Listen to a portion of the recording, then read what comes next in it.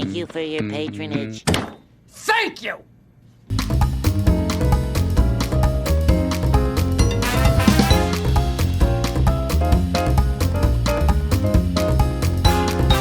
What's up, guys, and welcome back to another episode of Mentally Gone Reacts. My name is Callie Lacerda. And I'm Gabriela Lopes. And it's been maybe over 20 days, almost a month, since our last post, our last reaction video. Really? I thought it was like 2 weeks ago. No, because I checked, it was like 20 days. Yeah. So 20 days since our Iron Man reaction, and I just want to kind of quickly just preface this whole reaction video by just saying that it's the month of October, which for those of you who don't know, and I think nobody knows because I never shared it on this channel, it's my birthday on the 31st on Halloween. And October has been a very rough month for myself, at least. Like, I've been kind of undergoing these like healing processes, which I'll be unveiling throughout multiple reactions and while watching different films. And like, as I share my vulnerabilities with you guys will kind of like see what I'm talking about. But it's been a very heavy month emotionally for me, and I want to also give you guys full disclosure. I'm in a very emotional state, but in the best way possible, where I'm just like really just letting things kind of like flow through me. So you guys might see me cry way more, you guys might see whatever, and it's a product of just healing my inner child, which is what I've been doing. And it's been one of the craziest experiences of my life, through meditation, through just connection with the higher power and with the divine and stuff. And yeah, I just wanted to apologize, but at the same time, not apologize. It's just hope that you guys understand. Like, that's all I can really ask, you know. It's not like we took a vacation. Yeah, I wish. Some people will go on like a 2-3 week vacation. Just so you guys know, I think it's been since 2019 was when I took my last actual vacation. For me, 2018. Yeah. So ever since then, it's just been work. It's just been constant, just like nonstop. And we do need a vacation soon. Hopefully sometime next year we'll be able to, get that. I was going to say one last thing, but I think I forgot. I forgot. But anyways, yeah, so we're rusty. We're very rusty. This is a Christopher Nolan film, because we were such fans of the Batman trilogy that we asked a few people in the comment section like what Christopher Nolan film they would recommend, and almost all of them said you have to watch Interstellar. And apparently it's like a sci-fi film. It's about a spaceman, right? Which this man very well. And you want to give us a little introduction to who Matthew McConaughey. I used to watch, like in high school, I used to watch a lot of rom-coms, which was always my genre of movies. So like all of the movies that we've reacted to so far, none of them romance. Yeah, none of them are rom-coms. None of them rom-coms. And every girl knows, like if you're a girl, you should know, or if you don't know, then you should watch it. The How to Lose a Guy in 10 Days with Matthew McConaughey. I swear to God, that will make you have a crush on him in 0.2 seconds. Okay, maybe we won't watch this movie, guys. Maybe I'll just click off goodbye. But anyways, it's interesting because I worked at Barnes & Noble like 3 years ago, right? And they had a limited stock of these signed books by Matthew McConaughey called Green Lights, right? I don't know if you guys can see it, put a little display. And I was like, I don't have a freaking signed copy by anyone. You gotta show the signature. So I rushed to buy it, even though I don't really know much about Matthew McConaughey. But yeah, his signature is interesting too. Like, it doesn't even look like his name. Just a bunch of scribbles. Imagine they just faked it. Yeah. But yeah, I rushed to buy it because, I saw him in that movie, and in I think it's called The Wedding Proposal. That's another like rom-com that he's in with, oh my God. Oh shoot, what's her name? It'll come to me. But anyways, yeah, so I'm excited to watch this, and like you said, Christopher Nolan, and all I know about this one is that it like takes place in space. But then I I was like so confused because Christopher Nolan says that he's all about like practical effects, Yeah. right? So did he So go I to guess space? they went It's to already, space, and yeah. but we're gonna see what this looks like, obviously. And then also, people were saying that this one is like very like, kind of mind blowing, or I don't know, like very impactful, basically. Yeah. So I'm excited to see why it's like such a big, big favorite amongst people. Yeah, and a few months back, I want to say it was a few months back. I think I think it was Joe Rogan, or it was like another comedian's podcast. Maybe Tim Ferriss. I don't remember, but I'm really into podcasts. So I listen to them constantly, or whenever I get the chance to, or I have like free time. And he was on the podcast, and he did like a whole kind of like podcast tour because apparently he's running or was running for the governor of Texas or something like that. I've seen that. And I've seen snippets of him speak, and he speaks so well, like so well. And that's not saying that like, oh, actors are stupid and I don't expect them to speak well. It's just that he's very well spoken, very, Yeah. very brilliant too. Like he was giving some like life advice, talking about like his experiences and how he kind of like transmuted it into like wisdom and how everything's a blessing. And I just really resonated with a lot of stuff that he said. So the fact that he's the main character in this one and it's a Christopher Nolan film, yeah, I'm all in, Yeah. all aboard. I'm all in, that's for sure. I bet you are. One last thing that I do want to just comment. I know that this intro is a little longer, but it's because it's been a while, so it is what it is. Part of my healing of my inner child kind of involves me letting go of my over reliance on wearing hats, and that's what I just want to kind of like just open the floodgates and just let you guys know, kind of. Because I've been very insecure about my hair for the longest time, ever since high school, because I was made fun of my big forehead or my like hairline or whatever. And now I'm just in a position where, ironically, the more this channel grows, the more secure I feel in myself. So that just shows that I don't really like feel, the pressure of the eyes on me. I actually kind of like embrace it. I'm learning how to embrace it. And I just want to like say that because I know that there are a lot of men out there who suffer the same thing, like they like hair loss or like balding or anything like that, and I just kind of want to just own it. I just want to own it. It is what it is. Words can't really hurt me anymore because I'm the only person that can hurt myself, kind of, is what I'm realizing. And men are always looked at like they have to, like they don't really they're not supposed to get like insulted or anything, kind of, or rather like hurt by like comments made about like things that they may be insecure about, like their flaws or whatever. But that's just like, my point is that there's like the stigma. Yeah, the stigma that men are supposed to just, kind of be like macho through it. Yeah, no. Guys, I'm very emotional, and I've been taught that too. I grew up in a household where it was frowned upon for you to show any emotions, for you to show any insecurities, right? And now that I'm older and that I'm growing more confident with myself and with this meat vessel and with my experience, I'm just learning to love every part of me, and even the parts that I can't love right now, I'm just like embracing it, And acne has been a big thing ever since high school. Like I have like burnt marks on my forehead, which again, like using a hat covers it. And then now like it's all exposed, but I'm just like, you know what? It just is what it is. Like I just want to live without this over reliance, without having like a crutch, any crutch. I want to eliminate it and just stand, firmly on my own ground. But yeah, all of that had to be said and had to be done so that we could do some housekeeping.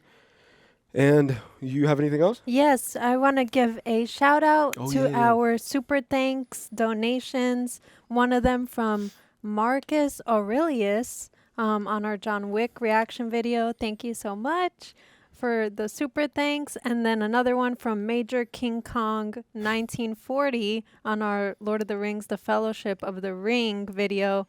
Thank you for your super thanks. Yeah. So super thanks to you for your super thanks. Yeah. And also big props to Marcus Aurelius for time traveling into the future to gift us this it's spelled a little differently, which is why I didn't say it exactly like that way. Yeah. Which is, I thought of that too. It's because he's trying to hide his identity, because otherwise the powers that be, like, they're going to call him out and they're going to arrest him for time traveling and stuff. But your book, Meditations, is really well written, and I really really appreciate you. And thank you guys. And without any further ado, do you want to jump into it? Do you have anything else? That's all. Okay. So let's just jump into this Christopher Nolan film where he goes to space and he takes a camera to space.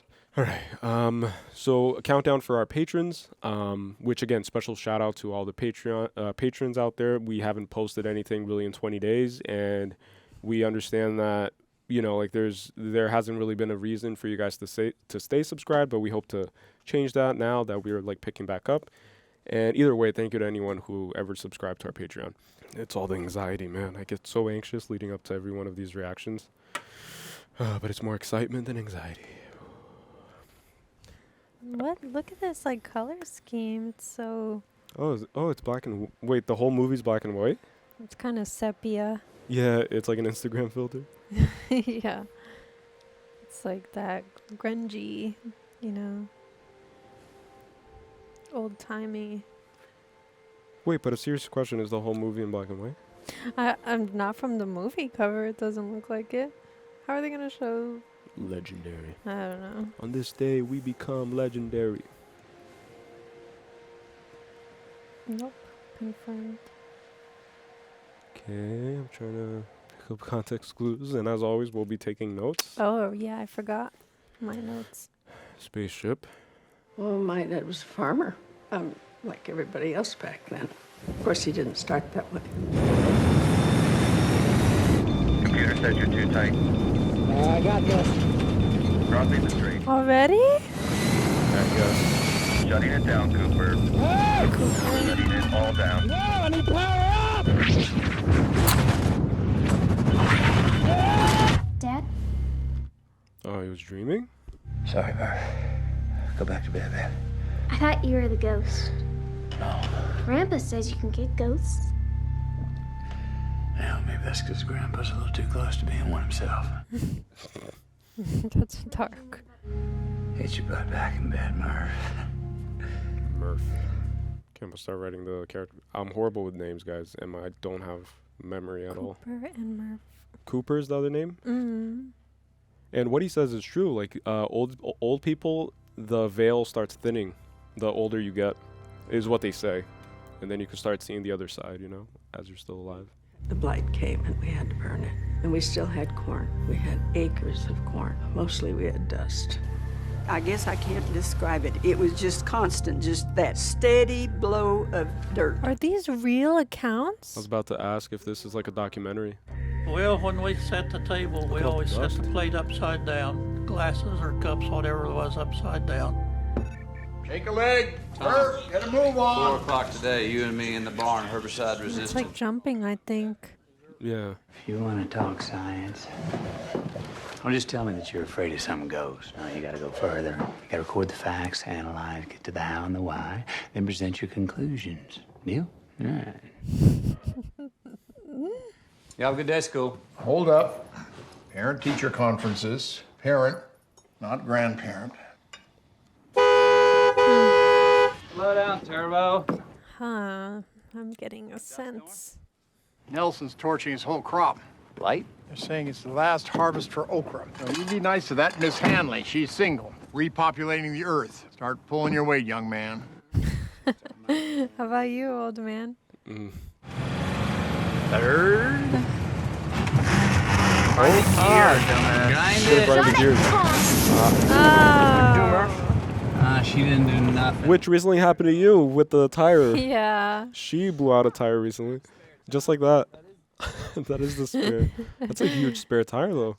How much was the patch out here? You gotta figure it out. I'm not always gonna be here to help you. Christopher Nolan's soundtrack for Batman, I've been re-listening to it, and I have a feeling that's going to be incredible, too. Murphy's Law doesn't mean that something bad will happen. What it means is that whatever can happen will happen. And that sounds just fine with us. Interesting, and her name is Murph. Whoa! Shit, that scared me. Get in. Get in, let's go. What is that?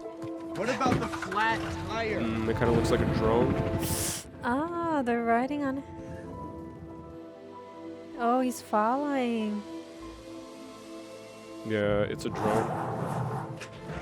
It's like a military drone. Damn, dude. What? Screw the corn, I guess. Oh my gosh. The question is, does it harm the corn? Oh my gosh. What is he gonna do?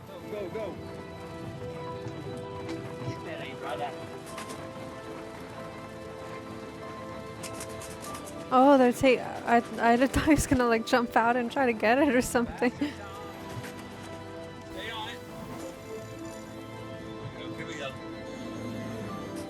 Oh, they're trying to like take it down, maybe hack it. She's pointing like a frequency gun at it. Oh, I thought that was a camera at first, like a. No, I think they're trying to like hack it. I almost got it. Don't stop. Don't stop. Dad. Oh my god, it's a cliff. Oh my god, oh my god, oh my god, oh my god, oh my god, oh my god, oh my god. Oh my god, oh my god, oh my god. You told me to keep driving. I guess that answers the old if I asked you to drive off a cliff scenario. That's like if your friend just Yeah. told you to jump off a bridge, would you do it? He's flying upside down. Oh, he's controlling No it. way. See, like he like hacked it. What? And he did that in like a freaking Yeah. moving car. Like. So we know that he's smart, but he's a farmer. How long do you think he's been up there? Delhi Mission Control went down same as ours 10 years ago. It's been up there 10 years. Oh, it's from India. He said Delhi. Little late, Coop. Yeah, we had a flat. And I guess you had to stop off at the Asian fighter plane store. No, actually, sir, that's a surveillance drone. With outstanding solar cells. It's Indian. We got Tom's scores back. He's gonna make an excellent farmer. The other one's Tom, right? University only takes a handful. They don't really have the resources I to... still pay my taxes. And where's that money go? There's no more army. No, it doesn't go to the university. But Coop, you have to be realistic. You're ruling my son out for college now? There's no more armies, he said. Mm-hmm. The world needs farmers. What? Good farmers, like you. Uneducated farmers. Maybe your grandkids will get to be We done here, sir? No. So everything is agrarian then? It's an old federal textbook. We've replaced them with the corrected versions. Corrected. Explaining how the Apollo missions were fake to bankrupt the Soviet Union. Oh, shit. Conspiracy alert. Is this in the future? Like what? Yeah, I think it's pretty... I believe it was a brilliant piece of propaganda that the Soviets bankrupted themselves, pouring resources into rockets and other useless machines. Comment below if you think we went to the moon.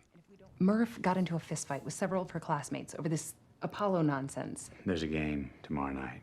She's going through a bit of a baseball phase. Her favorite team's playing. There's gonna be candy and soda.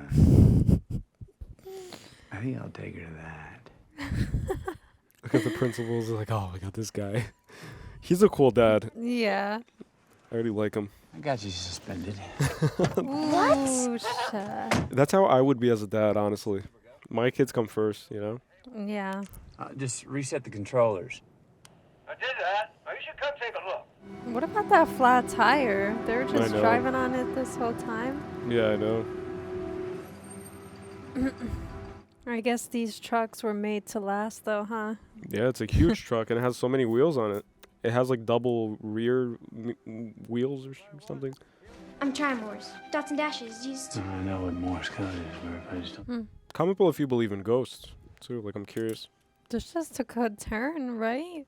Yeah. Like now there's some, what's it called? Paranormal activity. Yeah, like supernatural thing going on. And your kids know it, especially Murph. Well, we used to look up in the sky and wonder at our place in the stars and worry about our place in the dirt. Wow. I think that's great. You think that's great? You hate farming, Dad. Your grandpa said, huh? I'll be great at it. Aw.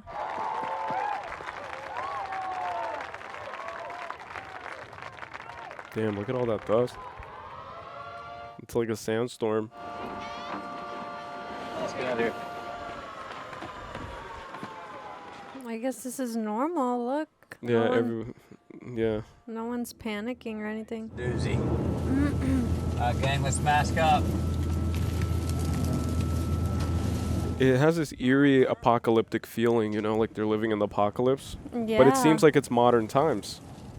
So maybe this is like an alternate universe where things were different than our reality. Like, I don't know. Ghost. What? Grab your pillow. Sleep on the towel. It's like perfectly aligned, Yeah. like parallel lines. What is going on? Oh my gosh. I'm so confused. So there's something pulling things down, right? So maybe it is built on top of like a magnetic Field? field Yeah. or something. Yeah. Yeah. Because it's kind of reminded me of like physics class when you study magnets. Mm-hmm. You know, and you have to do the whole thing, the lines. That's what it's reminding me of. And then all the tractors are being attracted to the house, you know, everything's kind of coming to it. The drone. Yeah, the drone out of nowhere, which is rare apparently, he said. I'm dropping Tom, then heading to town. You want to clean that up? When you're finished praying to it? Grandpa doesn't like entertaining these ideas. Yeah, he seems very objective. Like he doesn't believe in anything other than science, maybe. Or other than farming. Yeah. I can't miss this. Come Grandpa will be back in a couple hours, Murph. But you don't know what you're gonna find. Well, I can't take you. It can't be healthy, right? To like live like that. All that dust. Yeah. Inhaling it. Yeah, in your home, everywhere you turn, there's dust. In a while, tell him I call him on the radio.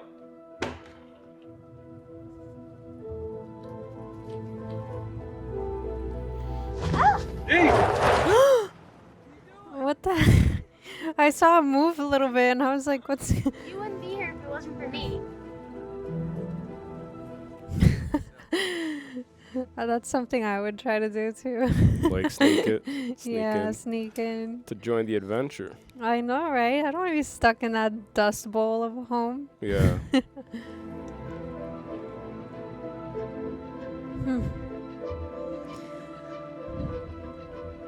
I'm excited. Yeah, like I have no idea what this movie's about. Is it about the dust? Is it about the world ending? Is it about ghosts? I know, I'm like so intrigued to know. Yeah. I think this is the end of the road. Didn't you bring the bolt cutters? She just instinctively she's like just like him. She's like, let's just break into this place that we're not supposed to go into. Yeah. Step away from the fence! Oh my god, I thought he got electrocuted or something. Don't be afraid!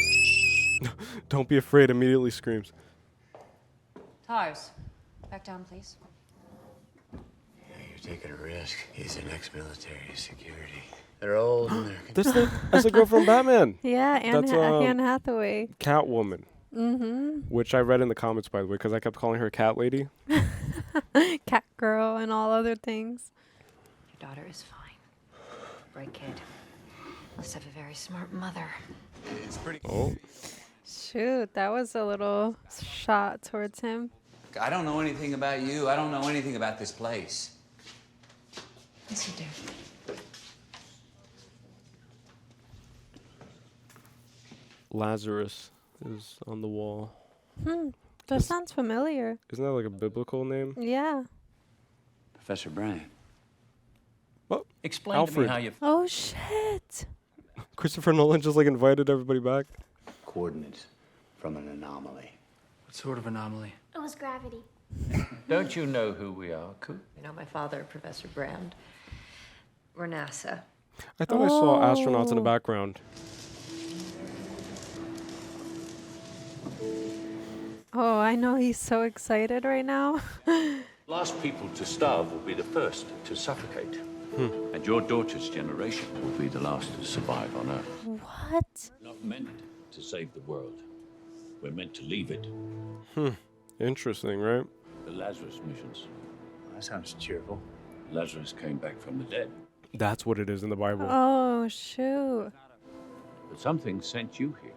They chose you. Wow. Who's they? The ghosts, maybe, or whatever it is. I don't know.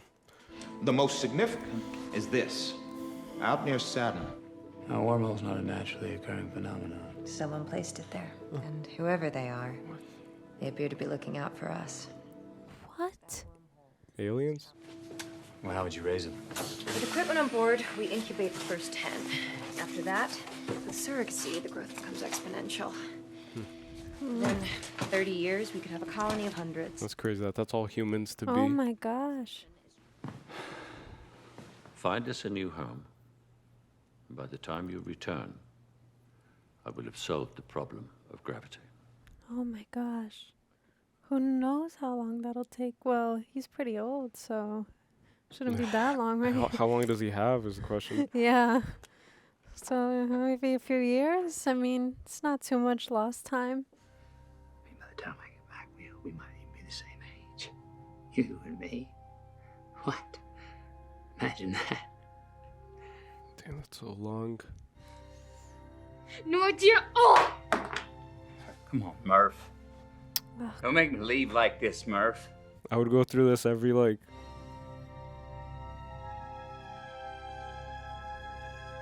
How'd it go? Oh, that's crazy, man.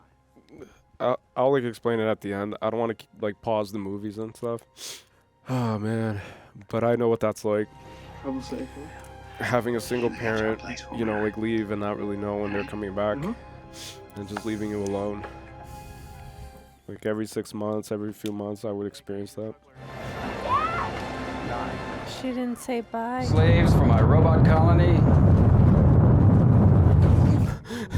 Settings, so he fit in better with his unit. You get it? Relaxes us. It's like a sarcastic robot. It's like AI taking over my slave colony. What's your humor setting, Towers? That's 100%. Let's bring it on down to 75, please. We're going to be spending a lot of time together. We should learn to talk. Emma not to. But I think he was dreaming about his failed attempt to... Oh yeah, because he was a pilot. Yeah, right. Yeah, you're right. 90%. Absolute honesty isn't always the most diplomatic, nor the safest form of communication with emotional beings. Okay. I like this You're robot. coming up on the Endurance. 12 minutes out. I was like the International Space Station, the ISS. Oh, I can't even imagine this, honestly. Look at that. Being in space and being in this... One thing that I've always wanted to do was that zero gravity experience where they take you on a plane and then they like dip it and then you're like floating for like 10 minutes or something. Oh, shoot. I really want to do that. That's on my bucket list. The edge of what might sustain human life. Laura Miller's planet is first. I need one of those. To fast forward like the shitty parts of my life, that's what I needed. I would love that. No, I mean a preserve.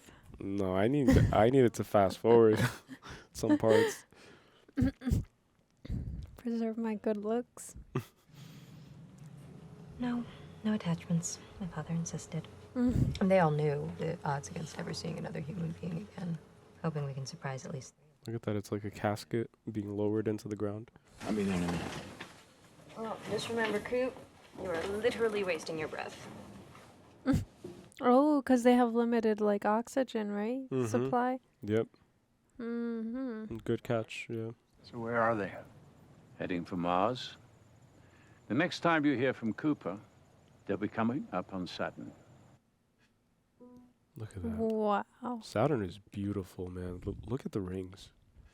Isn't that crazy how there's like a circular celestial body that looks like that? Life is so weird. It's just such a weird experience being a human. Like, all of this.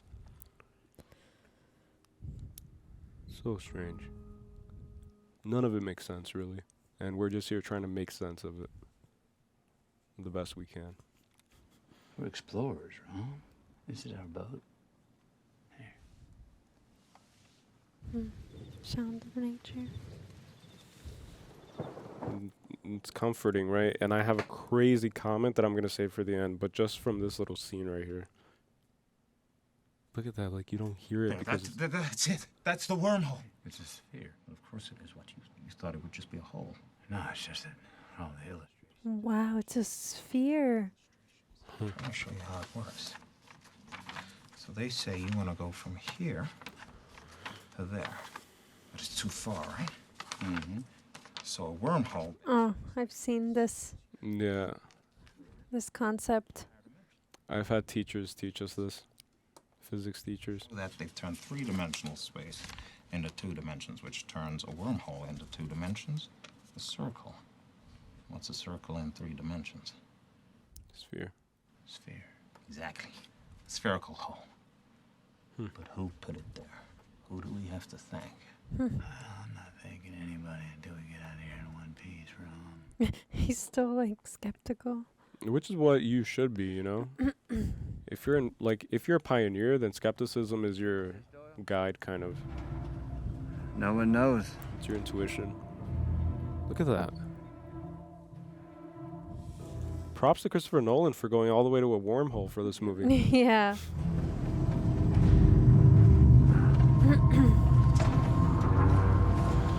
My brain isn't braining right now. I know, right? It really isn't. Oh my gosh. We're literally moving. You see that? Yeah, you're like in a curve. Everybody ready to say goodbye to our solar system? To our galaxy. Here we go.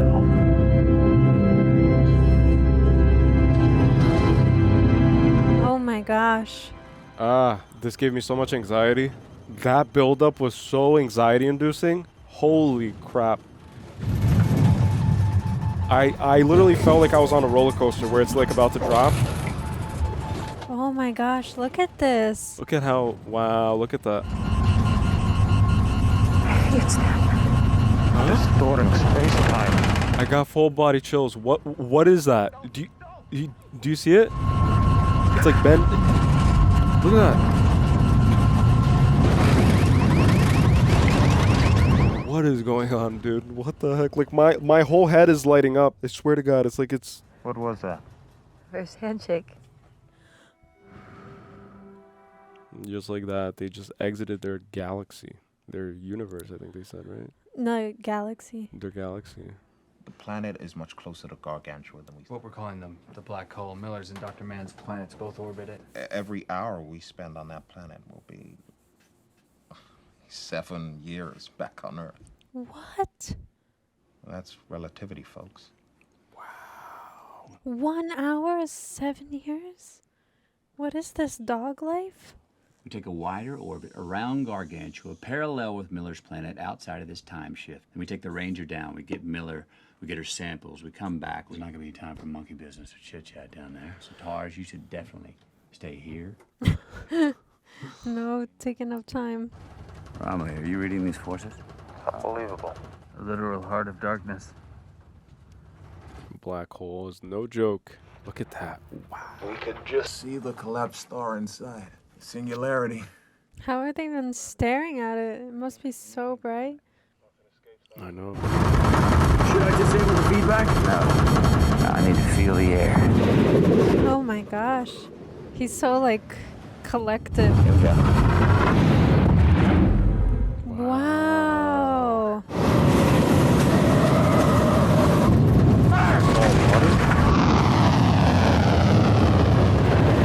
Wow, as far as the eye can see. Look at that. They're gonna just have to hover, right? Or It's that shallow? Efficient. Because they landed, like, they're not floating. they're like, screw you, you must got us killed. Let's make it count. 7 years. And time is really important for him. Look at the sound. The clock ticking, you hear it? Mm-hmm. It's like subtle. Wow, a planet. Look at how shallow that is. Damn, dude. So where's the other? Wow. Where the heck is the Miller? Wait, so they're rescuing someone here, right? I suppose.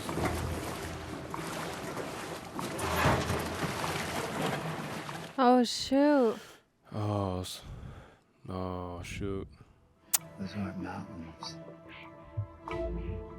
The waves. I thought it was land, dude. I thought it was land off into the horizon. Oh my god. What?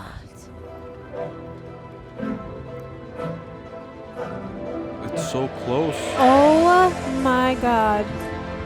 Wow, look at it touching the clouds. Back to the Ranger now. Holy sh! Oh my god, look how far. Oh my god. Anxiety. Cooper, go! Cooper, go! I can't reach it! Oh my god, bro. Oh my god, bro. Come on! Look at that. That's so interesting. Wow, look at these robots, dude. Go, go! It's my so gosh. close. So close. Hurry up. Angle the overriding inside hatch! I'm counting every minute, same as you, Cooper. It's not the time to blame each other. But I get it. Emotions. Time is relative, okay? It can stretch and it can squeeze, but it can't run backwards. It just can't, right? The only thing that can move across dimensions like time is gravity. They communicate through gravity, right? That time might be another physical dimension, but you knew about relativity. Oh, this is crazy. So they're still on the planet. And time's a ticking. Yeah, time is flying. How long for the engine's case? A minute or two. Well, we don't have it. Helmets on! Wow. Oh, because they were... Engines up! They could easily end up in a wreckage like the know. other one, like Yeah. Miller. And they have to escape this huge tsunami wave. Get out of there, man. Pull up, pull up.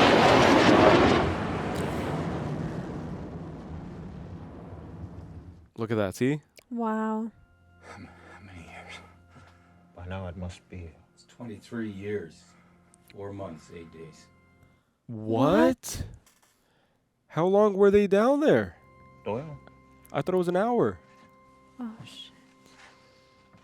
Give him a hug, dude. Come on. 23 years.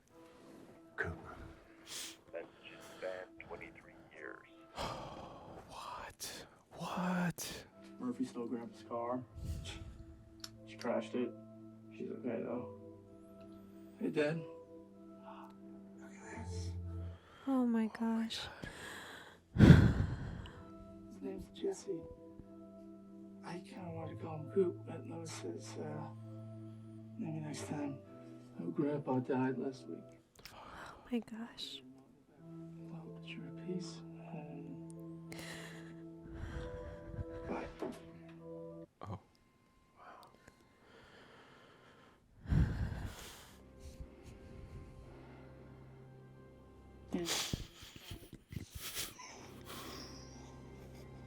Feel like I should live with that decision, and I have.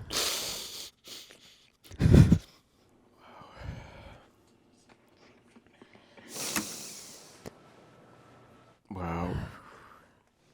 I spent so many birthdays alone. No, I'm saying that you've been trying to finish it with one arm. No, with both arms tied behind your back. Can we take this point up at another time? I want to talk to my daughter. Oh boy. TARS kept the Endurance right where we needed her, but the trip took years longer than we anticipated.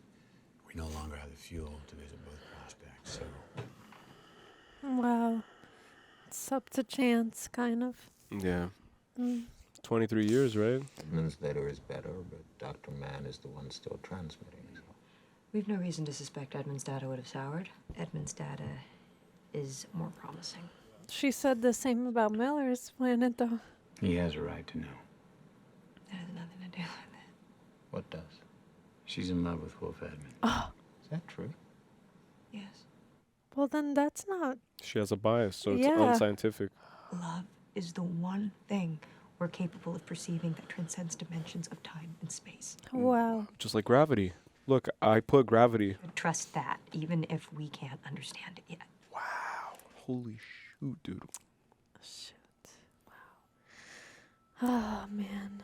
There's a heavy theme on like science versus spirituality versus like intuition versus human emotions, humanity, you know?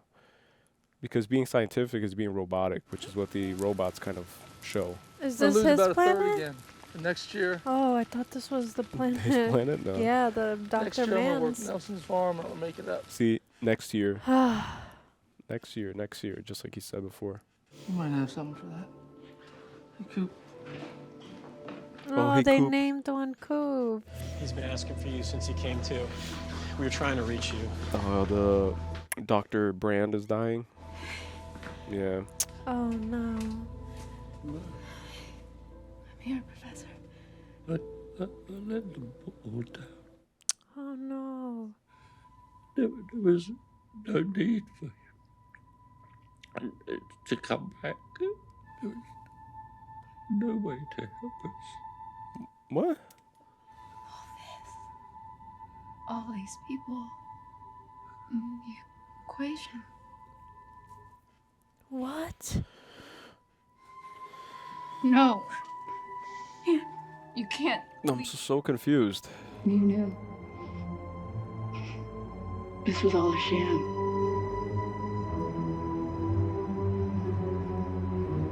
You left us here. Hey, buddy. Hey, guys, look at Shadow. He decided to come. So this is Dr. Man's planet, which is a fitting name, right? Dr. Man. He's the man. He's a man. Oh, this is from the cover. From the poster, the cover of the movie. Oh, yeah. Damn, they're in like a, what do you call it? Like a frozen tundra or something? Antarctica. No, they're definitely not there. Going to visit Santa Claus. North Pole, man. This one is way better than... Than the water one. Yeah. Is that what you were going to say?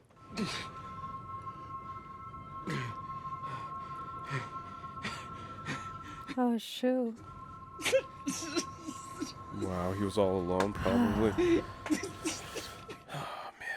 At least they got to him, you know? The other girl they didn't even get to in time.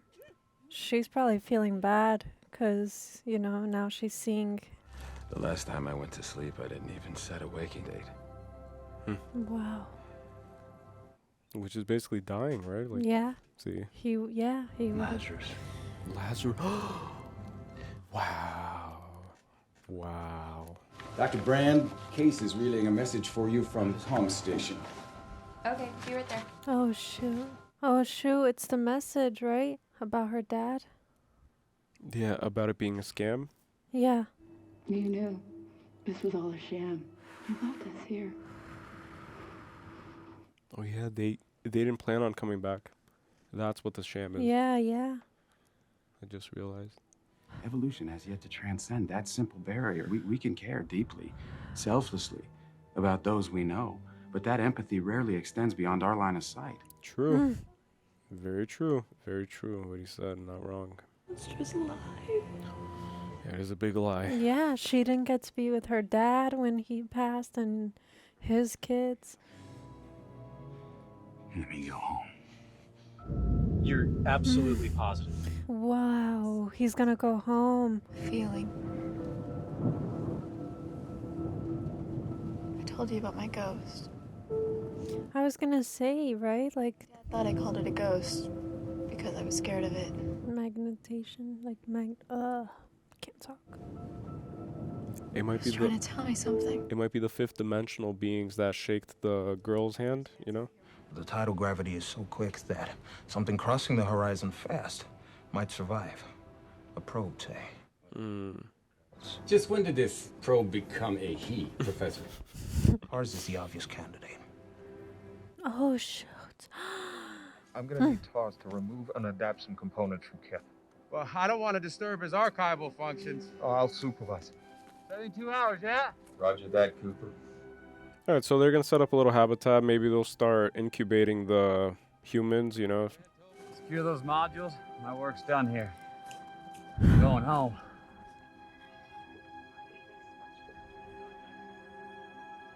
I was gonna say that she should revisit her bedroom.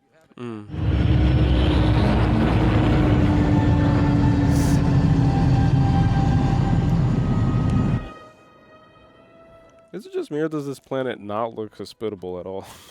I know, right? Where do you grow food and stuff? Yeah, like how are you going to grow corn? It's freezing. They haven't taken off their helmets. Yeah, because they have to go on a super, on the whatever it's Just called. take this gently.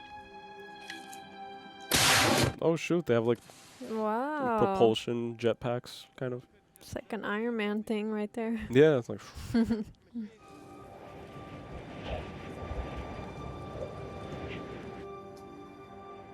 Everything feels so tense. I don't know what's going on, right? I don't understand. It's like I'm just waiting for something to happen. Let's go. Whoa, what did he just do? It's his track. Oh my. Once the others realize what this place isn't, we cannot survive here. Oh, he freaking lied. I told you it doesn't look hospitable. Look at that. And he has food.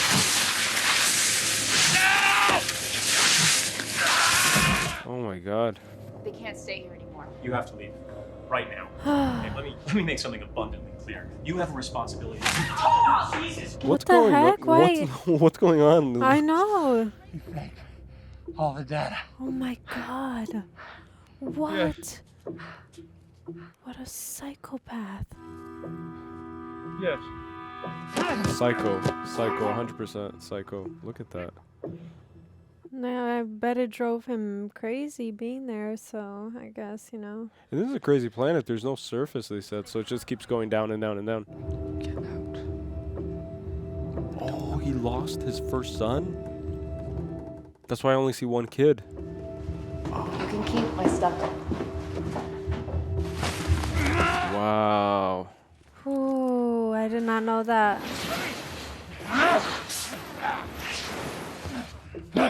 Stop it! Oh, why is he doing this? Oh. No! What's the matter? There's a 50-50 chance you're gonna kill yourself. Those are the best thoughts I've had in years. And you can't breathe. He said it's not breathable air because of the ammonia. Why is he doing this? Because he wants the ship. He doesn't have to do all this. Yeah, because otherwise Cooper, you know, like he's not gonna listen. So he has to Don't tell judge everyone me, that he Cooper. died. You were never tested like I was. Human habit. What? I mean, it is hard to judge Dr. Mann. Like, it is hard. No, to judge. yeah, that's why I said, you know. It's it very, very tricky. probably drove him crazy, you know. I can't judge him. I can't judge anyone. I would not do this, though. I'll tell you that. You think that now, you know? But like, Seeing that's the someone point. suffer like this? You look go gentle into that good night. Rage, which is what he's doing. Should burn and rave at close of day. Full body chills, goosebumps. Rage against the dying of the light.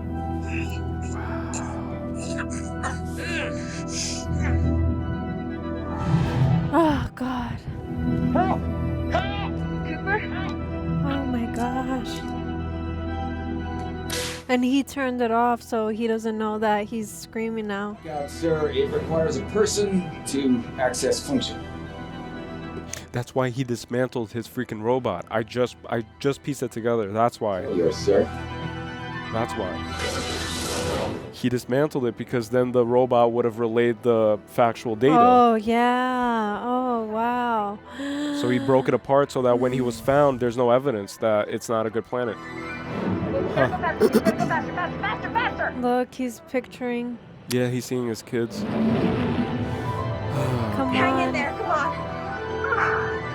Oh, I'm like shaking. I'm literally shaking. What is she doing? I see him. Okay, so bang right. And it's crazy because their suits like blend in. Right? But he has a tracker, which is lucky. Yeah. But yeah, like it's the same color as everything else. He could have easily just gotten like lost there if he didn't find it. It's very selfish. Oh, he might kill Romilly. No. Please don't think. No. What if he programmed the robot to self-destruct? Robin.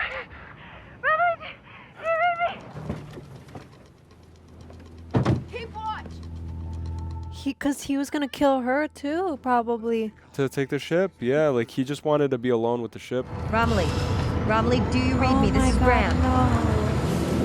No, why would they? Oh, and they left the ship there. Cooper, there's been an explosion. Dr. Mann's compound. This is so tense. Oh, he's taking off? Wait, who's taking off? Oh yeah, stupid freaking man guy. Do these ships have like lasers and guns and stuff? If he takes control of that ship, we're dead. He'd maroon us? Oh, he is ruining us. Gotta knock him out. Gotta take him out. And how crazy is it, right? Like her instinct, even though it was persuaded by love, was Yeah. to go to Edmund's, right? Dr. Edmund, his Yep. name is, planet. Mm-hmm. And something was telling her, like, I don't know, like, even though we're receiving this from Dr. Mann. Yeah. Oh, imagine they could have gone to save the other guy. Procedure. Well, the autopilot does. Not since Tars disabled it. Nice. What's your trust setting, Tars? Lower than yours, apparently. Trust it. Oh, no. Why? Do not attempt docking. I repeat, do not attempt docking. Please respect. Oh. Oh, no. Is that like the parking thing again? Yeah. Oh, God. He's going to destroy the ship.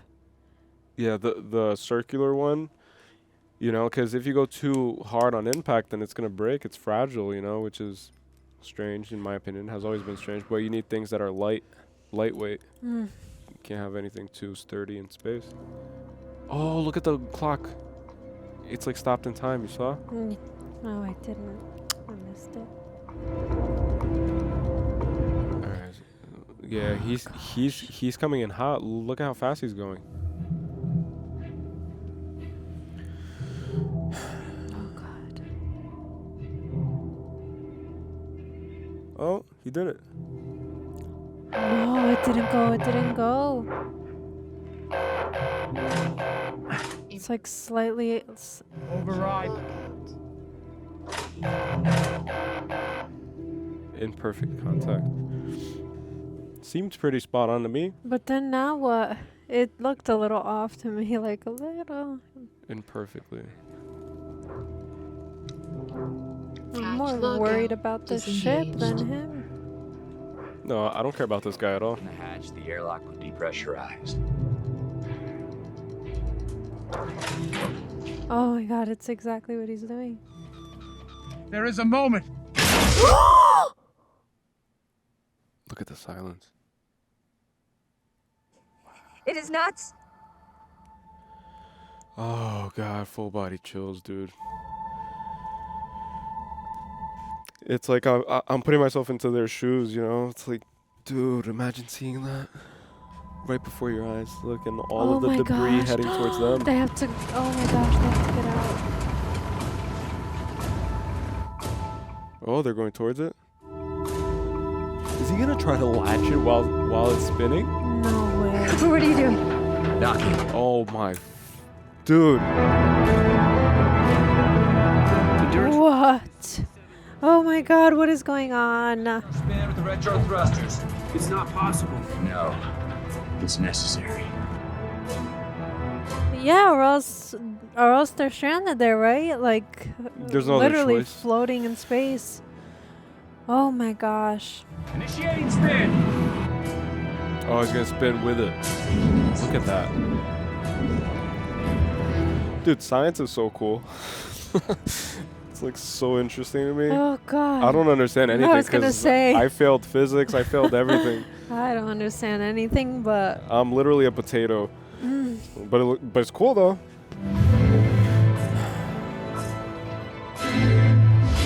oh my gosh. Come on, Tars. Come on, Tars. I like Tars. Tars is goated in my opinion. Just like the kids say, goated. Tars is Come goated. on. Oh. Perfect line. Oh. Yes. So they could slow the spin, right? Like they could. Yeah. I thought that the whole thing was compromised, but it's just a part of it, which is great. You know, like I thought the whole thing is now. Yeah, I thought that was it. But it couldn't be it, right? We still have like a little more of the movie to go. Yeah. It just can't enter the atmosphere because it'll start burning up. Oh gosh. Okay, we're out of orbit. Oh, okay, they did it. They did it. Wow. That's a real pilot. Yeah. Dr. Mann couldn't handle a simple docking, and he did it with all that centrifugal force. For our next trick. You don't have to be good. Woo! Red had the gargantuous pool. And ladies and gentlemen, oh what? It's like one bad news after the other. They're heading into Gargantua, the black hole. Oh shoot. I was about to do like a pilot. Ladies and gentlemen, we have landed. To your right, you'll see a black hole, and temperature is freezing cold. Oh god, now what? Back to serious. Oh god. That's so fun to do. Like, I just realized that. Yeah. Ladies and gentlemen. It's like every pilot talks with the microphone literally inside of their mouth. Ladies and gentlemen, today we're going to be... Sounds pretty accurate. Yeah. It's like all What the are way they going to do? Oh my gosh. Why does TARS have to detach? Oh, we have to shed the weight to escape the gravity. Newton's third law. The only way humans have ever figured out of getting so... Oh no. Oh no. If I can find a way to transmit the quantum data I'll find in there, they might still make it. Look at that. Let's just hope there's still someone there to save. Whew. Again, hats off to Christopher Nolan for going all the way to a black hole. Yeah. Thanks for capturing this on whatever camera you Yeah, used. like IMAX, I think, right? Oh gosh. Thrusters. Ready? Oh, they're gonna let go of TARS though. Main engine ignition in 3, 2. But it could save humanity. I know, but he's been such a great help. Yeah, he has. I don't even know how they would have survived without him. Yeah. Him, whatever. Because even he said, now I'm a he, like... All of a sudden. Yeah. It's interesting, right? Something that could talk, we associate it with being human.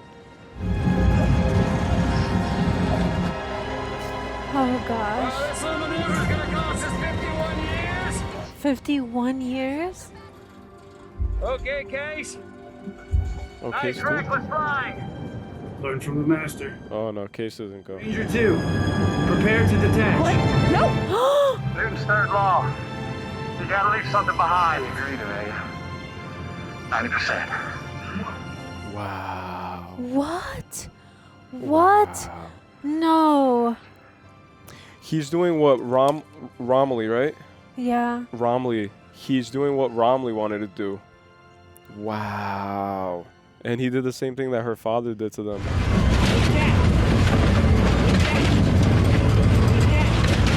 Oh my gosh, what is he?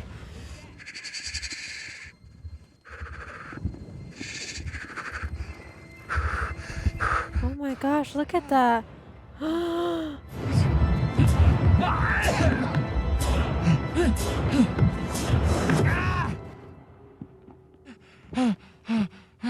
Oh my gosh, look, it's like just lines, like just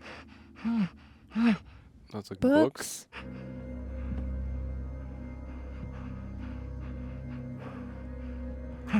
He's behind Murph's bookshelf.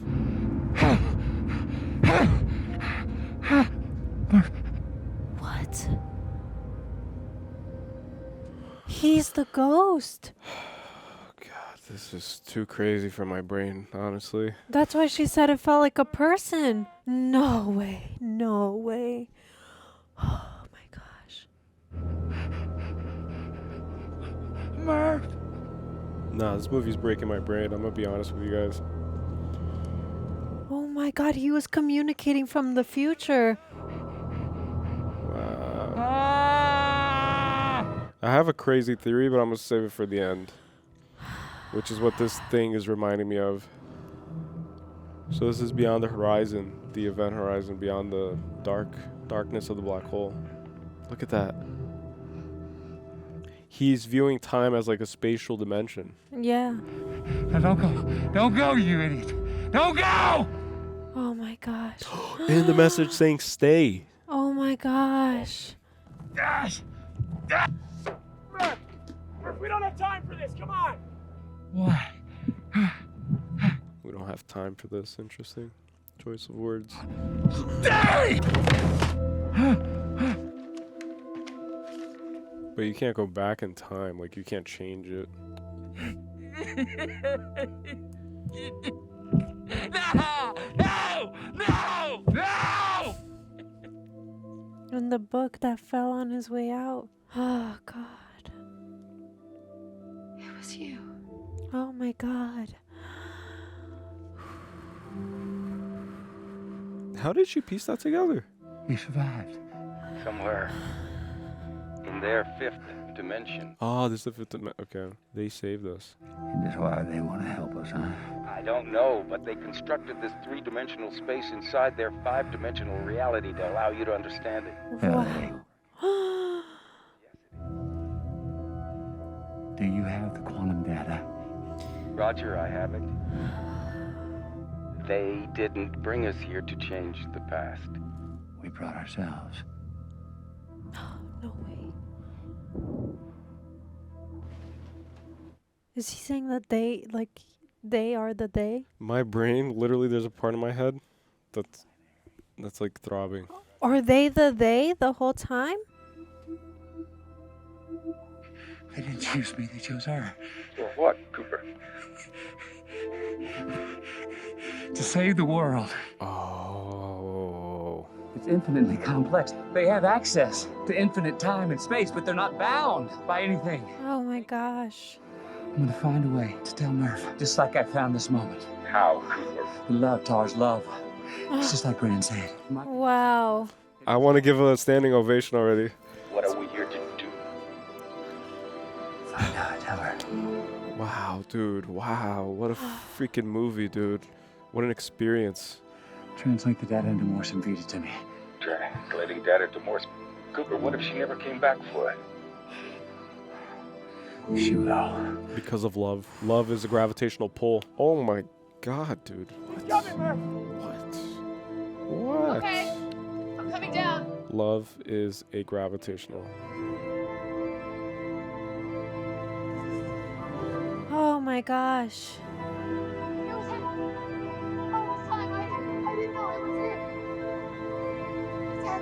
Look at the guy holding a crowbar because he got punched in the face by the brother. He's like, don't you? Oh my gosh.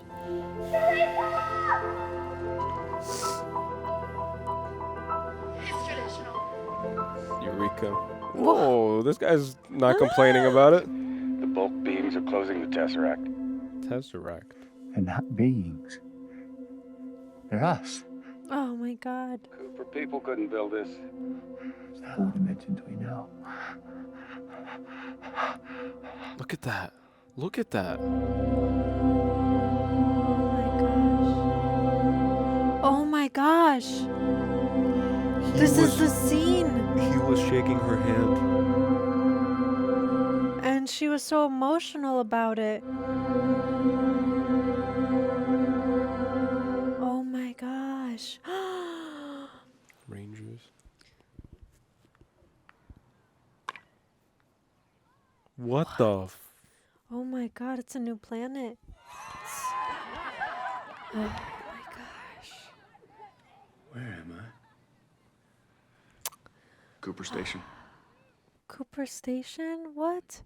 When I made my suggestion to Miss Cooper, I was delighted to hear that she thought it was perfect.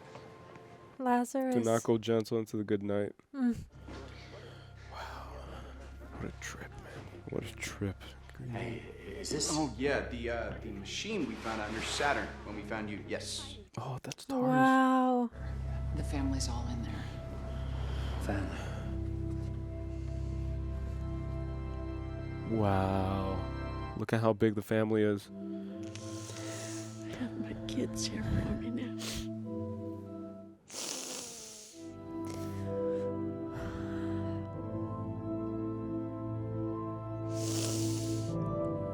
Oh, this is crazy. Oh, look, they're like sneaking to get a ship. Because he never followed the rules.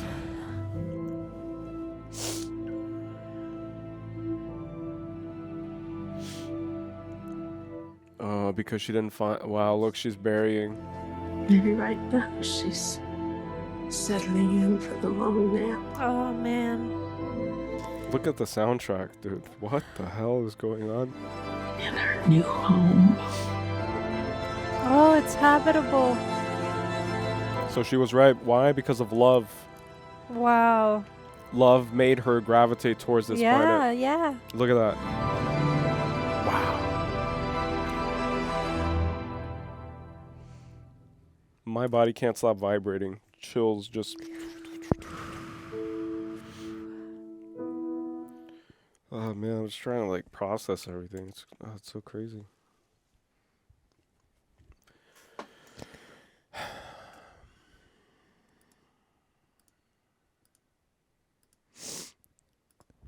Whew. All right. Hold on. Just give me a sec. Let me just set up for our post conversation.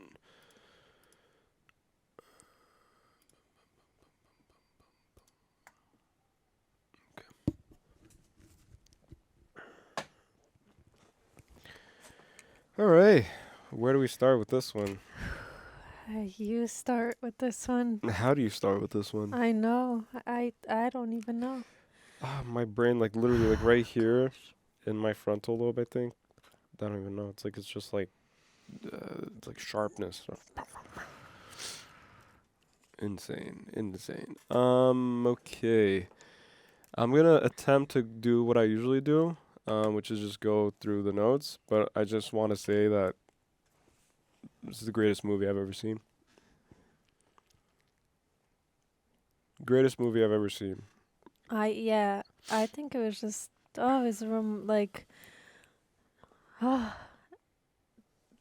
so many layers to this movie. So many. It's like infinitely complex, just like I heard him say about the Tesseract. He said it's infinitely complex. And that's what this movie is.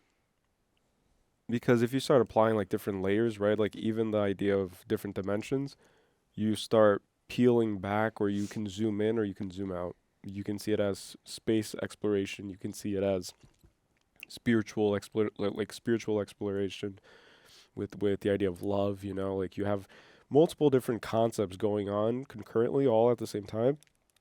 And neither one is right or wrong or more right or more correct than the other. It's all equally valid. All right, you want me to try to go? Yeah. Okay. Yeah. I'll try my best. Because this is a movie that I feel like I've been feeling like we should start like a movie review podcast, and then just like after we do these immediate reactions, and we'll still continue doing like this like immediate breakdown after the fact, first impressions. But then if a movie is so compelling where we have to talk about it more, which is this one, then we could do like a podcast, like a movie podcast. Yeah. Let us know if that's something you guys would be interested in watching, Could be or cool. maybe not. Okay.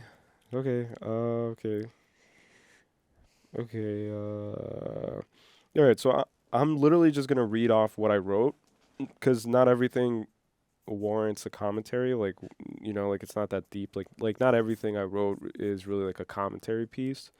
It's just like thoughts and like things to remind myself. So Murphy's Law, whatever can happen will happen. Like, okay, no more armies. Farmers are high demand. That was at the beginning.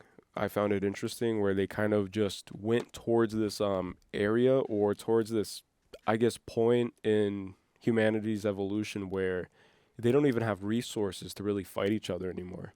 You know, like that was so profound to me, because if you think about it, we are currently undergoing war, right? And I'm not going to, like, our goal with this channel is to bring light. So I'm not even going to really even address that completely.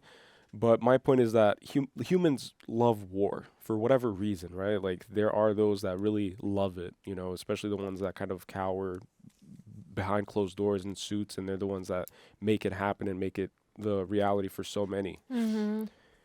But to imagine that we get to a future where there is so much scarcity and so much poverty, and the planet is dying to a point where you don't even, like, war isn't even something you can afford anymore. Yeah.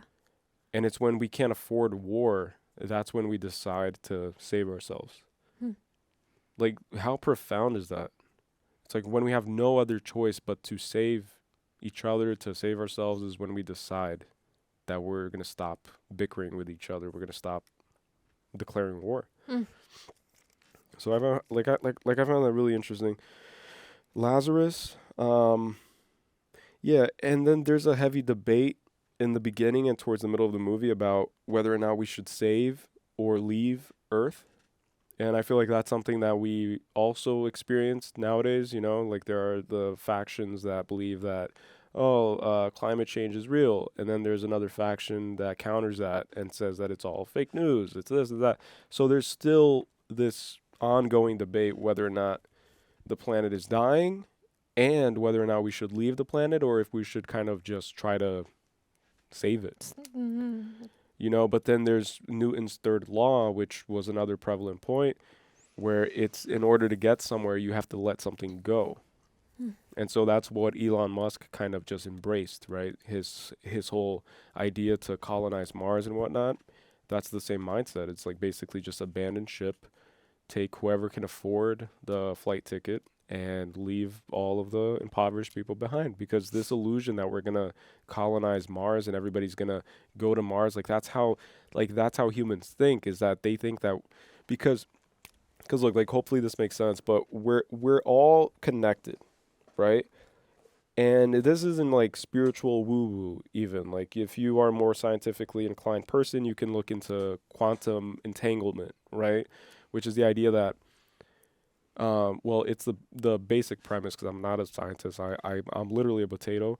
But the basic premise is that if you make change into one particle, then that change that you made in one particle will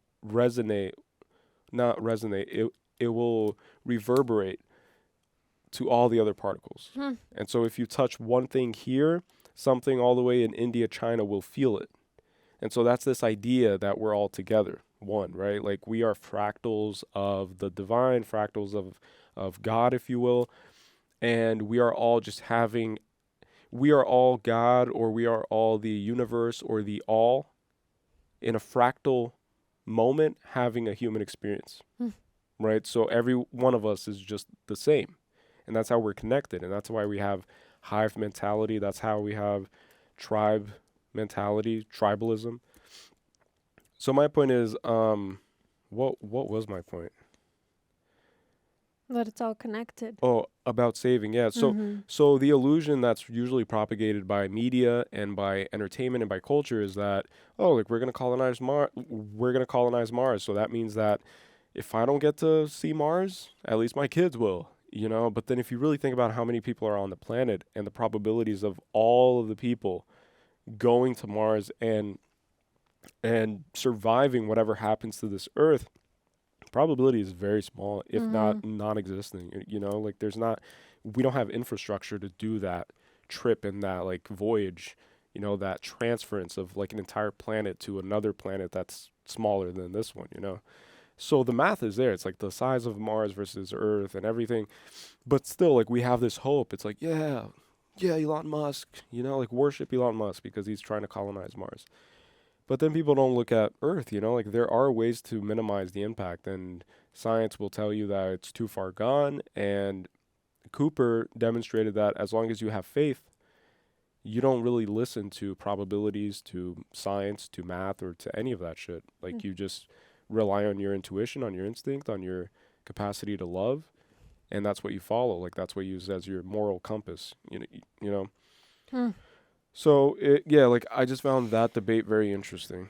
And I was going to say, right, that in today, the way that I interpreted this movie is that it's literally happening in our future, is the way I interpreted it. So this is like the aftermath of what we know now, kind of.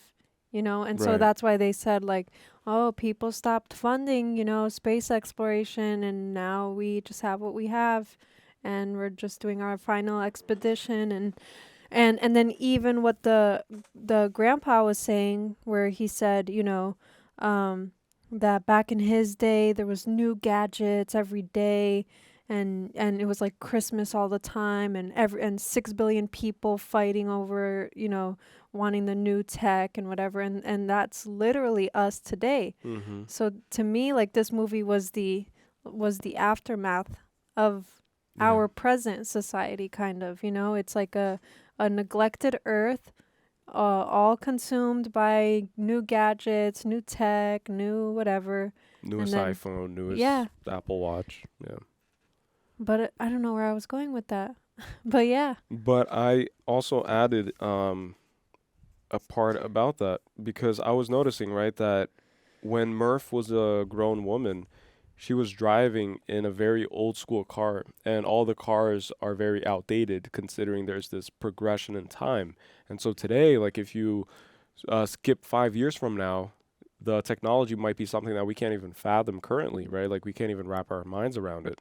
So like VR is only now really picking up and just going to market, and then 5 years from now, like, who knows what it'll be. And then in this movie, 20 years, it kind of like goes back, kind of. So there's a technological regression and not a progression, which I think is a reflection of what that world is. I think that the world literally got knocked back into the not the Middle Ages, but yeah, like into the Dark Ages, where there's no advancement. It's like for a long period of time, there's no advancement because there's no resources and there's no real ability to kind of allocate resources towards these superfluous things, that aren't related to getting us the heck out of here.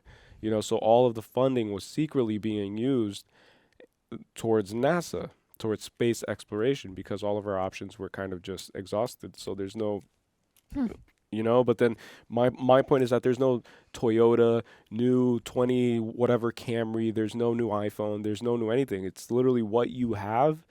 It's what you have, and be grateful and make sure you take care of it, because that's all that's gonna, like, that's probably the last top-notch release, if you will, And that's kind of what the grandpa was hinting at, right? Because he said, like, he wasn't understanding why Coop wanted to chase this dream of, like, exploring what else there is out there for them, right? Because he still didn't even know, like, the severity of the world at that point.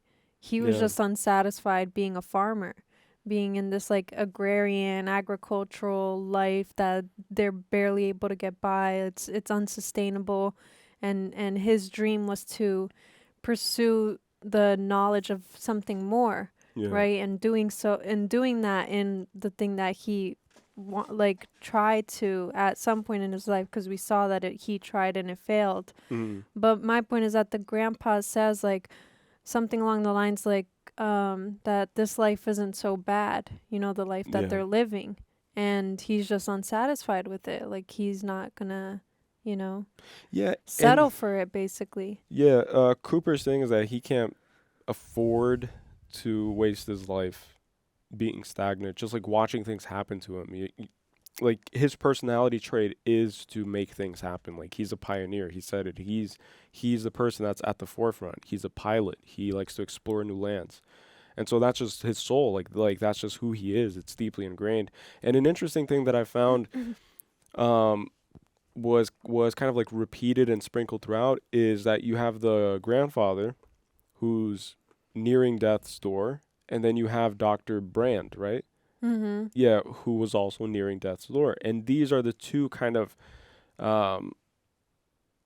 paternal figures throughout the movie, I guess, that was giving false reassurance to the younger people, right? So I think that it's that thing where they were selfish, kind of, in many ways. Like, they meant well, but the fact that they lost hope in many ways, does that make sense? Then they just kept feeding false hope to younger people. And then what Murph decided to do is that, no, it's like, I'm going to be the one because I was taught by my dad, and I'm going to follow my soul because I have parts of him in me, and I'm going to change that. And then when we saw Murph, this matriarch figure, right, this old lady, like, you see her in this, like, environment of just, wow, it's like, because of you, there's the life now. Mm. But then you turn to all of those, what the heck do you call patriarchy, right? So it's like a patriarchy versus a matriarchy. I can't speak really because my brain's all kind of like fumbled right now.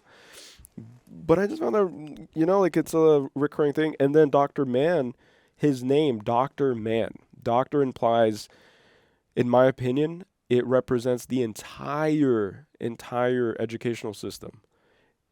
From grade school all the way into college, all the way to, doctorates and post-grad or whatever. But it just represents our current society's whole idea of science and of scientific advancement. And it's flawed because it lacks soul. It lacks love. It lacks empathy. It lacks compassion. If you ask a scientist to establish the probability of saving this person or that person, that's all they're going to rely on is probability. Like, they're not going to rely on their heart. They're not even going to try to save both people. They're not even going to ask. They might, have but the probability of saving both is probably less than 1%. So the reasonable and rational thing is to save just one. It's like, that's how they think. Like, they think like robots. Mm-hmm. And in many instances, you see Cooper versus TARS, Cooper versus Case, I think was the other robot's name. And Cooper showed that. He showed that sometimes you need the human hand. Like, you need a more emotional, empathetic, soulful touch to things in order for it to really work. And that if you rely heavily on just machinery, which was the cause, I think, of his crash that we saw in the beginning of the movie, it was because the machine overrode the thing, and then maybe against Cooper's command. And that's why he had this like snarky resentment towards those robots, and maybe that's what caused this job. And what's interesting about what you just said is that is what distinguishes a robot, right? Like TARS and Case from Cooper, for example. It's like, not only are we ruled by love, but we're also ruled by fear. So the robots, they would just, they're just would willingly sacrifice themselves, right? Because and not because of love or not because of fear. It's just like because of demand, because of what they're told. But then that's my point, is like, if they had fear, then they would try to fight a way of not sacrificing themselves, which is what Dr. Mann was doing. It's like he had fear that he just wanted to save all of humanity and stuff and whatever, but then he was all ruled by just like the fear of, being stranded on that planet and then not, or going back to Earth just to let everybody die, and then being a failure. Yeah, and then hiding behind the illusion of being someone who's doing things objectively and doing things out of rational reasoning. It's like he kept hiding behind that. It's like, oh, Cooper, I'm sorry, but this is for everyone. I'm doing this for you. And really, it's just his emotions that he couldn't really stand. Like, he couldn't really, feel it, if that makes sense. Like, he was resorting to a coping mechanism, which is scientific mumbo-jumbo talk reasoning. Do you get it? Yeah.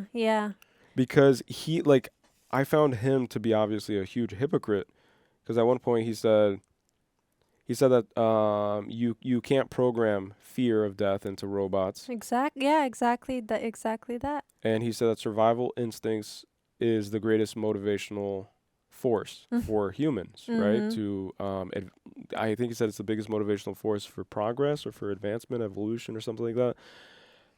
And he wasn't wrong, because that's what he used, he used that. But then he was talking to Cooper as if Cooper, you are this primitive, savage, emotional being. Yeah. And I have to eliminate you and everyone because I have to be the voice of reason. And meanwhile, he was doing everything counter to that. Yeah. He and I don't think that any human can operate as a robot. Much as they try to, as much as we try to be objective in what we do or what we say or whatever else, I think that by default, we just are ruled by emotion a lot of the time, something that you can't fight against, Which is what Amelia, which is Dr. Brand's daughter, she showed us during that scene where she said, Cooper, this is my area of expertise. I'm a doctor or I'm a scientist. And then she was still showing heavy bias towards Edmund's planet, right? And so that showcased exactly what you said, is that no matter how scientific you are, how like, matter of fact, this is whatever, it doesn't matter. How much you try to rationalize it, Yeah. right? Which goes to the point of like, even love is something that you cannot rationalize. Yeah, you can't control, like you can't go against your own nature, Mm-hmm. you know, and then our brain convinces us or tricks us into believing that we could go against our own nature. And a result of that I also wrote down somewhere, but I'm just going to go like off the cuff. A result of that is that we are creating AI, which is artificial intelligence. And the fact that there's an artificial in the name and it's not real intelligence, my theory is that it is because it lacks love. You know, because real intelligence is rooted in love. Just like this reality, you can't ignore gravity. Yeah. You can't jump out of a plane and just believe that gravity doesn't exist and that you won't just splat on the floor. You know, so I think that that's why it's artificial. And I'll go one step further. Maybe it's a crazy theory. Maybe I'm crazy, but that's mentally gone. Reacts. Is that I believe that everything is a fractal, infinitely complex. And again, you can zoom in infinitely and you can zoom out infinitely. And I think that humans, right, were made in the image of these beings, they, you know, these advanced fifth dimensional beings. And we humans replicate everything that we see in nature, right? So if you even get, for example, if you get the packaging of a banana, you rip a banana off a tree and you're going to eat it. Are you just going to rip it and put it in your mouth and eat it? No, you're going to peel it because it comes with a packaging.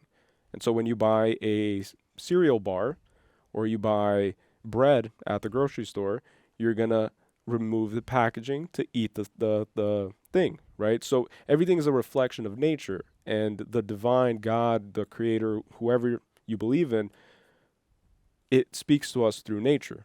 And that's how we kind of structure our whole existence.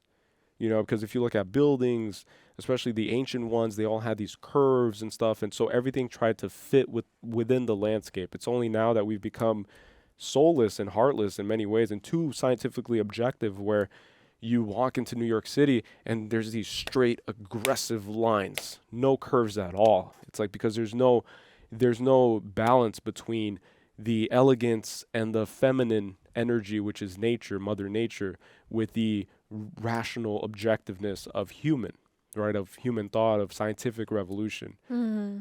And so I think that we created artificial intelligence, and I think it is in its way a sentience, or our goal was to try to create a sentient being.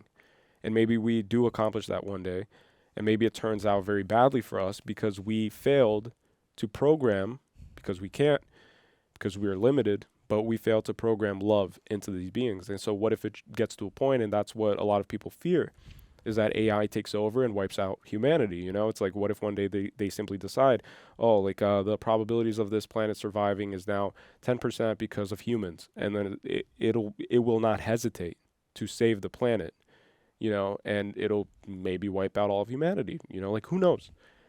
But that's my point, is that that's why we can't really like try to do everything. Like we're trying too much to like become gods, kind of, you know. And it has its purpose, you know, like AI serves as a companion, especially in this movie. It helps. It's very good at doing things very precisely. Quickly. But you need a balance. Yeah. Yeah. Yeah, and that's what this movie shows, right? Like there has to be a balance. There needs to be a Cooper. There needs to be like a someone with hope, you know? Yeah. Someone with with hope, cuz just like you said, a robot or AI or whatever, they would just say like, oh, well, the probability is, you know, whatever. But then Cooper is like, he's driven by hope, and then that drives him to take risks that wouldn't have otherwise been taken, you know? Because robots rely only on factual information. Right. Yeah. And not on hope. Whatever is programmed in them, that's it. And then it says that they opened wormholes, right? So again, like it left they very vague, and it tried to explain that it's us in the future, and that it's, you know, because the whole idea of this movie too is that time is a construct. Like time isn't really what we think it is. Like we try our best to understand everything. Like we think we understand gravity, we think we understand time, we create clocks, and we organize our whole society around these forces that we've dominated, quote unquote, right? But then the moment gravitational anomalies begin to happen, we begin freaking out, just like it happened there. Like NASA's like literally pulling their hairs, like, oh, like gravitational anomalies, what is this? Yeah. We thought we knew everything. But yeah, so who's they? And my answer to that is that they is us, 100%. But it's us past this. You know, so you could say that it's your relatives that have passed. You know, it's their souls, it's their spirit, it's their love. Because go. Because I was also gonna say this, which is a crazy thing. But again, guys, just have mercy, because these are just thoughts. It's called being, you know, genuine. Like it's just me. Like I'm talking to you guys as if we're friends. You know, like we're like just having a conversation over coffee or something. So I'm not gonna be perfect and right and everything. But so at one point in my life, I was an atheist, and then I transitioned into an agnostic, and today I have my own personal faith that's founded in the God of my own understanding. But this movie made me realize that you can't, in good conscience, be an atheist. Like because atheists rely on science, right? Like they want factual information. So how do you explain love? You know, like if you get an atheist and you, for the sake of a hypothesis, you eliminate their whole family, that atheist is going to mourn. Like it's going to like he or she is going to suffer. They're going to miss them. They're going to feel love, right? Love for something that doesn't exist. So bingo. It's like, how do you? Yeah, which is exactly what Amelia was explaining, right? It's like how like love is the equivalent to something like gravity or whatever else she said, but it's something that transcends. It's something like inexplainable. Inexplainable. Yeah. Inexplicable. Yeah. Unexplainable, inexplicable. Yeah. And that's so mind-blowing, dude. Like that was the biggest takeaway from this movie, is that if love is infinite, it transcends time and space, then there is a creator, in my opinion, because of my own personal beliefs. And that's how that creator speaks to us. Just like it speaks through nature to us. Like it uses nature as an intermediary. Not saying that we are apart from nature. I'm not saying that, but I'm saying that our society has developed to a point where it seems that way because of all the straight lines and all of the industrial revolution and just the tarnishing of this vessel of communication. And I think that that's also by design, by the rulers of this planet, by the elites, if you want to get conspiratorial, and they want to just remove your direct line of communication with the what's greater. And then they want to kind of like serve on a plate.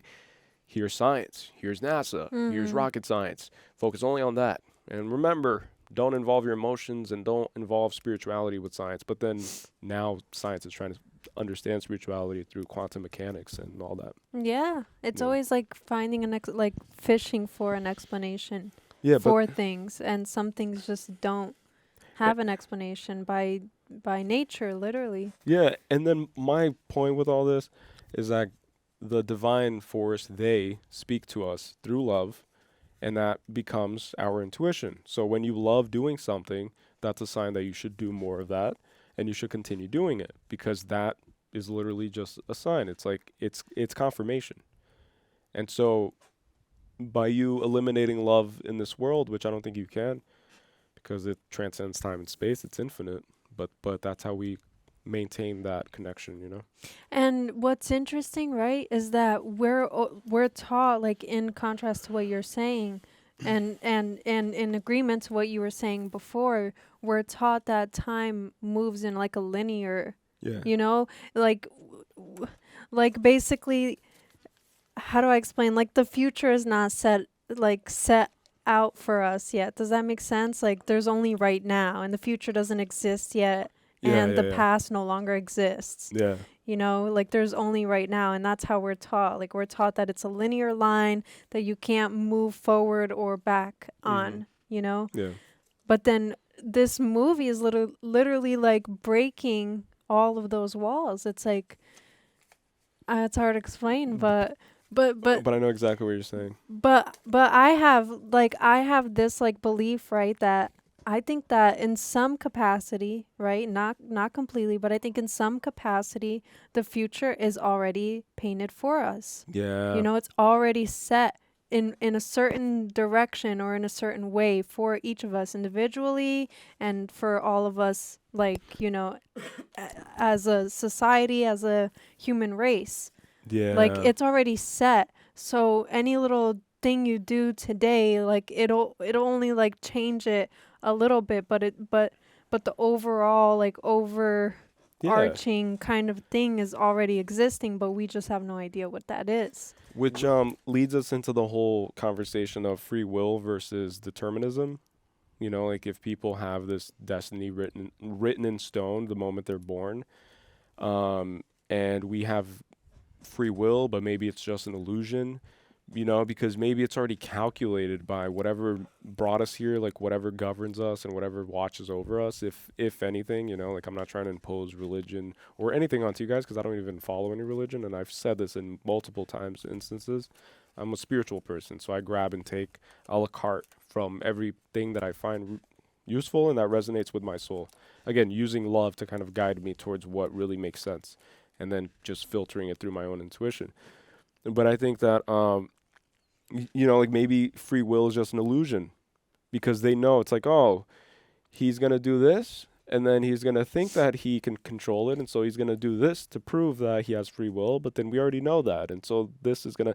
So it's like, what if it's all just a book, you know, and what if reality itself, and not trying to get schizophrenic on you guys, but like what if reality itself is just a book, it's just a story, it's just a narrative that's just being told?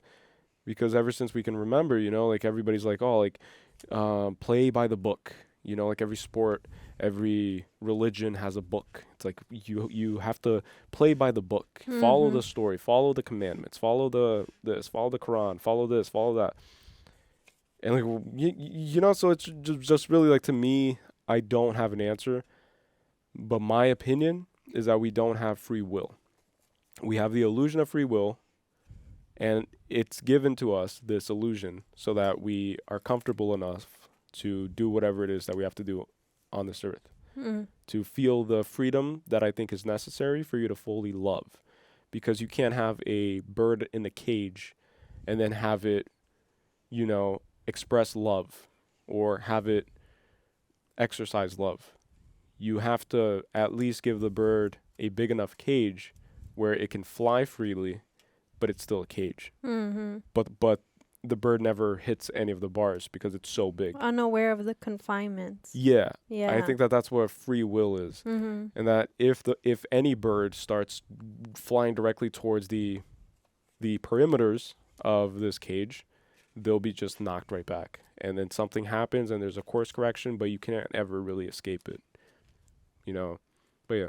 Yeah. It's a good example. There's a parent leaving. Oh God, the parent leaving, childhood trauma. I really resonate with Murph on that one because I didn't really state it, but so growing up, my mom would travel a lot for work, and for a period of time, I lived in the U.S. And then she would still, you know, like be like working, and she would work in different states at times. And so I was raised by babysitters, which is what the grandfather reminded me of. It's just like a random person. But in my case, it was just random people, just random women, babysitters who would just look after me and give me love, conditional love in exchange for money. And that was my whole childhood kind of. And so when the parent-teacher conference thing in the beginning of the movie, even like that also was non-existent for me, you know, because every time that there was any event, Mother's Day, Father's Day, my mom raised me and my sister alone, so raised by a single parent my whole life, and then the single parent would never make an appearance at these things, you know, like when you would have like a presentation or you would be in an auditorium and there was like a devotional act or event for Mother's Day, Father's Day, whatever, all my friends would look in the crowd and they would see their parents, and I would not see my mom. And I would, after a certain point, I would get desensitized by even creating that false expectation. And so I coped with it just by kind of humor, just like a humorous thing. I would just kind of just like play it off, and just pretend that it didn't really affect me, but obviously it did. But so that idea of leaving got even worse when we moved to Brazil, because then my mom still worked here. And she moved us there, and she put us in great schools, and she worked a lot, like really hard. And she gave us a great life in Brazil. I can't complain, and I don't complain. Like, my mom is the most powerful and strongest person I've ever met. But every 6 months or so, she would approach me just like Cooper did. And she would just say, hey, like, I'm leaving to the airport, and I'm going to be gone for a little bit. And she would never give me like a firm date of when she would come back, because she would always just buy the ticket, like 3 days before she left, kind of. And so, yeah, like, there were many times when I was just, I would just revolt. Like, I would just lock myself in the room, and I don't want to fucking see you, and curse, and just all this anger built up because I didn't understand at the time, like, I didn't really want to understand, because I was forced to understand. I was forced to be an adult by a very young age. And that's a whole different story, though, like, I had to help raise my sister, because when I was 6 is when my sister was born, and my mom couldn't stop working because, again, single parent, there's no silver spoon, and there's no time to waste. So 6-year-old raising a baby with the babysitters, but yeah, so that was really, really, really like that really got me. And I think that leads to childhood trauma. Well, that is a childhood trauma that sticks with you forever. Like, it's that idea of just time and like spending time. And that's why the grandparents said that it's a parent conference and not a grandparent conference. And these are things that I hope to correct when I have my kids. So in a way, just like the law of polarity, right? There's cold and hot. Nothing is really good or bad. I think that if a bad thing happens, then you can always take the good out of it. And to me, it was just a lesson. It's just a lesson of what not to do. But the parent leaving thing is just deep, man. Like, it's really deep, because I wouldn't know either. Like, if I would ever see her again, when she would come back, if she would ever come back. Because as a kid, you're like, I don't know. And so also you didn't have really a parent to help you grow up. So I had to raise myself, and yeah. But that was that part, and I'm not going to keep going because I already cried enough during that part. I just like couldn't control it. Do not go gentle into that good night. I really love that quote. That's why I wrote it down. But when Cooper was being thrown into that black hole, he started raging. And when Dr. Brand died, he tried like reassuring himself with that quote, and he kind of went out relatively peacefully, even though he had a lot of regret, but he went out relatively peacefully. But Cooper is the rageful force that you need if you're a pioneer, if you're an explorer. You need rage. You need to be aggressive. You need to be firm. You need to move and break things. And that's why he started screaming as he was going into the good night. And he kept saying, it's all black. Black, it's just dark. And then he raged. So he followed that. And he followed that instinctively without having to recite it, which is interesting, right? So it's practicing practice what you preach and don't be a hypocrite, which for humans is so hard. It's so hard. But those who have soul and those who have a big heart and those who are connected to something bigger than what we see and what we're capable of feeling objectively, those are the people that just do things intuitively, like they just know. And it's the inner knowing, it's the higher self, it's the all speaking through you, you know. And then there's the part, is nature evil? I found that really cool because only humans are capable of being evil. I don't think nature is evil. And that itself will like take me down a whole rabbit hole, and I have to really process that one more. But I found that interesting. Yeah, I found that really interesting. Like even him saying, do you blame a lion for hunting down a gazelle? Mhm. It's like you don't, and it's not evil. And that's so crazy. Like I can't even make sense of why, like what really makes us evil. Yeah. Because we have the capability of being evil. Yeah, But and then what? lions also have the capacity of loving. Yeah, but then again, they're just operate like that. Those are just natural things. Like I don't think that evil is a natural thing, in a weird way. I Yeah. don't know if that makes sense. You know, Yeah. it's not like a fear, or it's like its own thing, like its own character. You know. It's its own element, kind of like it's its own force. That's, I think, aside from love, because my point is that you have lions and you see lions cuddling up against each other, like against their own family, you know, Yeah. like licking each other, kissing each other, having cubs and really like playing with them.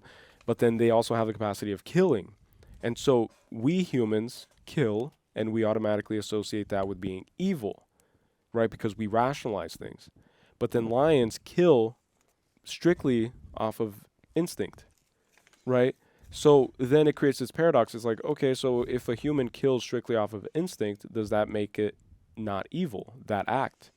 But then you have to disconsider, which you can't, the rational mind, which tries to reason with our reality. You know, like it's a constant kind of like testing the boundaries, pushing against limits. And it's the rational mind that does that. And that's what's happening now, is that I'm like pushing limits. I'm pushing boundaries that I didn't even know existed for myself. And I'm trying to like just expand my consciousness. Mm-hmm. But yeah, like the nature is evil thing is really cool. Yeah, I have to sit with that for sure. One thing that I found so profound, so beautiful, is the fact that nature is comforting, right? Like when I keep because I want to say Romulus, but it's Romilly. Romilly, yeah. So when Romilly was having a panic attack because he was explaining to Cooper that it's all metal and that he's going to be here for a long time and he's kind of going crazy, you know, like he was kind of already feeling homesick the moment it started spinning out of the Earth's orbit. He was already kind of like, you know, Cooper gave him his headphones with the nature sounds. And that was so profound, so profound. And it shows that we can't abandon Earth. Like in that moment, I just felt and knew that humans aren't a species that was just placed here by the panspermia theory, I think, is the one where like advanced civilization, aliens, the ancient Sumerians, the Anunnaki or whatever, like they came and then they, you know, crossed us with like apes and then put a little bit of their own DNA, and then they made us intelligent, gave us their intelligence, and then they made us in their image, kind of, you know, but then we were never really natural to this planet. I don't really think I buy that. I think that we have a deep connection with nature, and you see that evident like in tribes and Native American cultures and all that. So my point is that just like when you're in the mother's womb and your sensories are basically, you're basically in a sensory deprivation tank, right? Because you're with your eyes closed and all you really have that you can use from your senses is your hearing. Like you can, you know, like move around and kick and touch stuff, but really like you're relying on your hearing. And so in most religious institutions, they abide by text that says that in the beginning was the word and in the beginning was sound, you know, and that's where all of creation comes from, because when you're in the womb, all you hear is sound, right? So it's one of your first senses that comes on active, and it's your most heightened one when you're in the womb. And that's why when Cooper went to comfort Romilly, the solution was music, and more specifically sounds of nature, because that brought him back into the womb of Earth. Because when we are here, whether you're in your apartment, whether you're in your house, whether you're at a park with nature, within nature or outside of nature, you're always on Earth. So you're always in the womb, whether you want to or not. And so, you know, like that echoes the idea of like Mother Earth and stuff. And again, like that goes back, yeah. Oh, go, no, finish. And that just goes back to the whole like abandonment thing as a child, because you find comfort in your mother.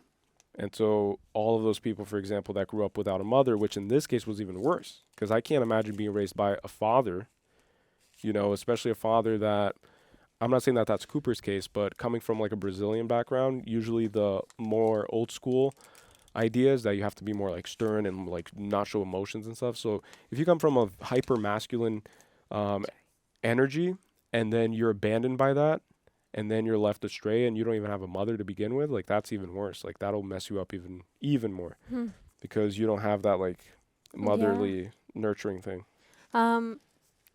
Wait.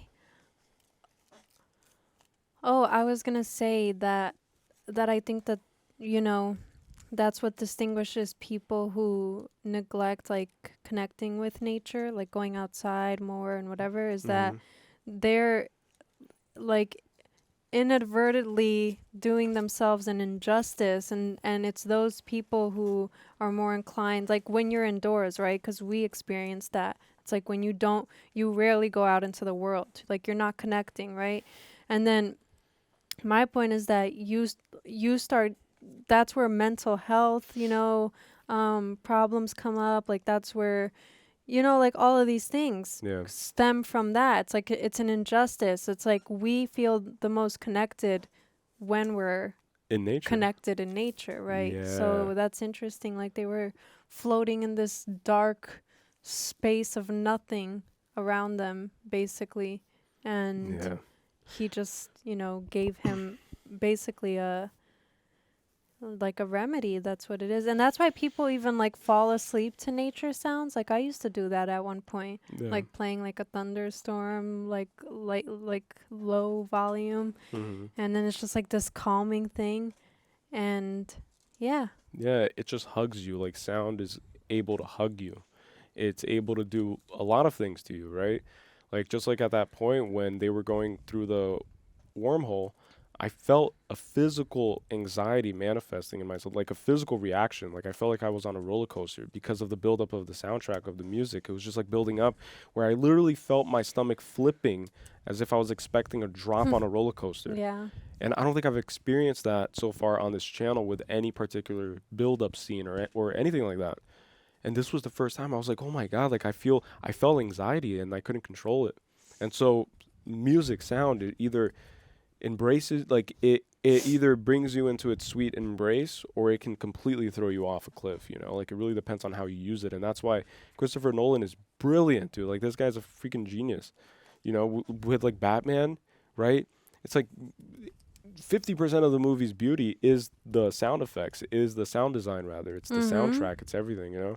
Because sound is what kind of morphs everything, you know? Like where would we be, if at all, if there was no art, if there was no music?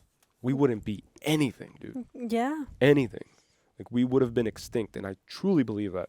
I don't even think we would have existed if it wasn't for sound and music, because everything is frequency, and everything is a manifestation of that.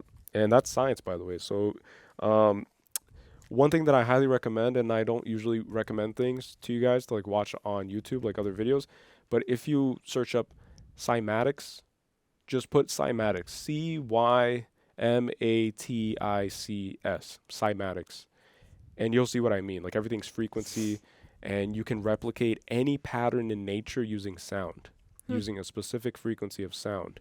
And light is a frequency, right? Like light and color. Color is just a specific frequency of light.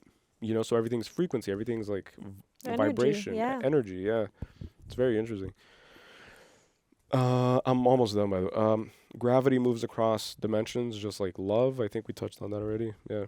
Astronauts versus farmers, both are vital, and that's why they kind of gave us the back and forth between Earth and what's going on in space, and what's going on in Earth is as above, so below, and the bridge between both is love.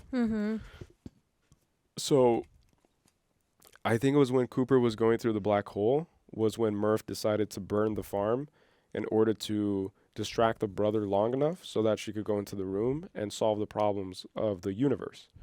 And so she felt the connection, like she felt the urgency, because it was always when it was a heightened moment for Cooper and his crew, it was also a hyper anxiety inducing moment for Murph on Earth.